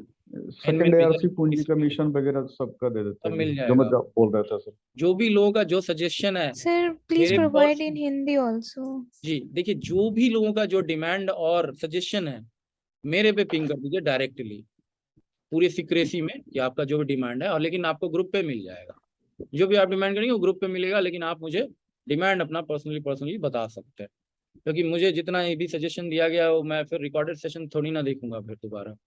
तो आप मुझे बता दीजिएगा। और किसी को कोई दिक्कत, फ्रेमवर्क मिल जाया करेगा आपको, फ्रेमवर्क के लिए कोई टेंशन मत रखिए। जो मैंने वादा किया मैं करूंगा, जो वादा किया है निभाना पड़ेगा, ठीक है। 15th FC का जिस्ट ठीक है, दे दूंगा मैं, डोंट वरी, पढ़ा भी दूंगा। और बताइए सब, लेकिन जितने सजेशन है सारे मुझे पर्सनली चाहिए। आप लोगों ने जितने भी सजेशन दिए हैं मुझे डालिए वहाँ पे, और फीडबैक वहाँ पे लिख दीजिएगा ग्रुप में। कुछ लोग और जुड़ जाएं तो हमारे ग्रुप के लिए अच्छा है, मेरे लिए भी अच्छा है। To be very frank, it's all about कि जितना ज़्यादा दम लगता है उतना ज़्यादा अगर थोड़ा बहुत रिसोर्सेज आ जाते हैं तो उतना ही अच्छा काम होता है। और हम यहाँ पे बहुत ज़्यादा रिसोर्स ले भी नहीं रहे, तो you can help me out on that particular part. So बहुत बहुत धन्यवाद आप लोगों का, और कल हम फिर मिलते हैं, ठीक है। तो फीडबैक मुझे पर्सनली भी बताइएगा, हाउ यू फेल्ट, पर्सनली भी मुझे बता सकते हैं आप लोग, जो भी लगे आपको, ओके। तो आप लोगों में से जो लोग नॉर्मली जाना चाहते हैं आप लीव कर सकते हैं, और जो लोगों का दिक्कत था वो मुझे बता सकते हैं, मैं नॉर्मली चैट करूंगा अभी, तो फायदा नहीं है आप लोगों को। जिनका कंसर्न नहीं है you can leave, okay, freely, sir. Okay. बस good night thank sir. You sir. जो लोग वेट कर रहे हैं बस थैंक 2 यू। मिनट मुझे दीजिए। I will just have some water and then come back to you guys. Wait कर लीजिए प्लीज।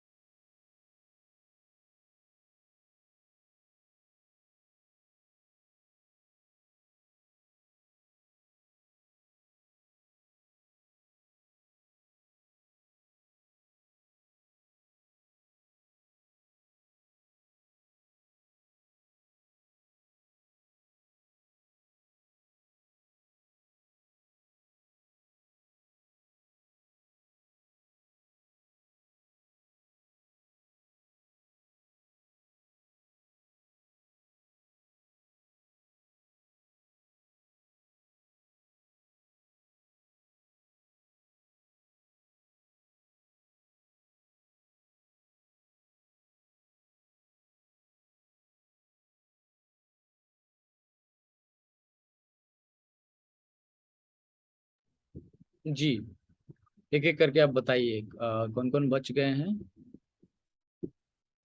जरा सा स्टॉप, रिकॉर्डिंग स्टॉप कर दूं।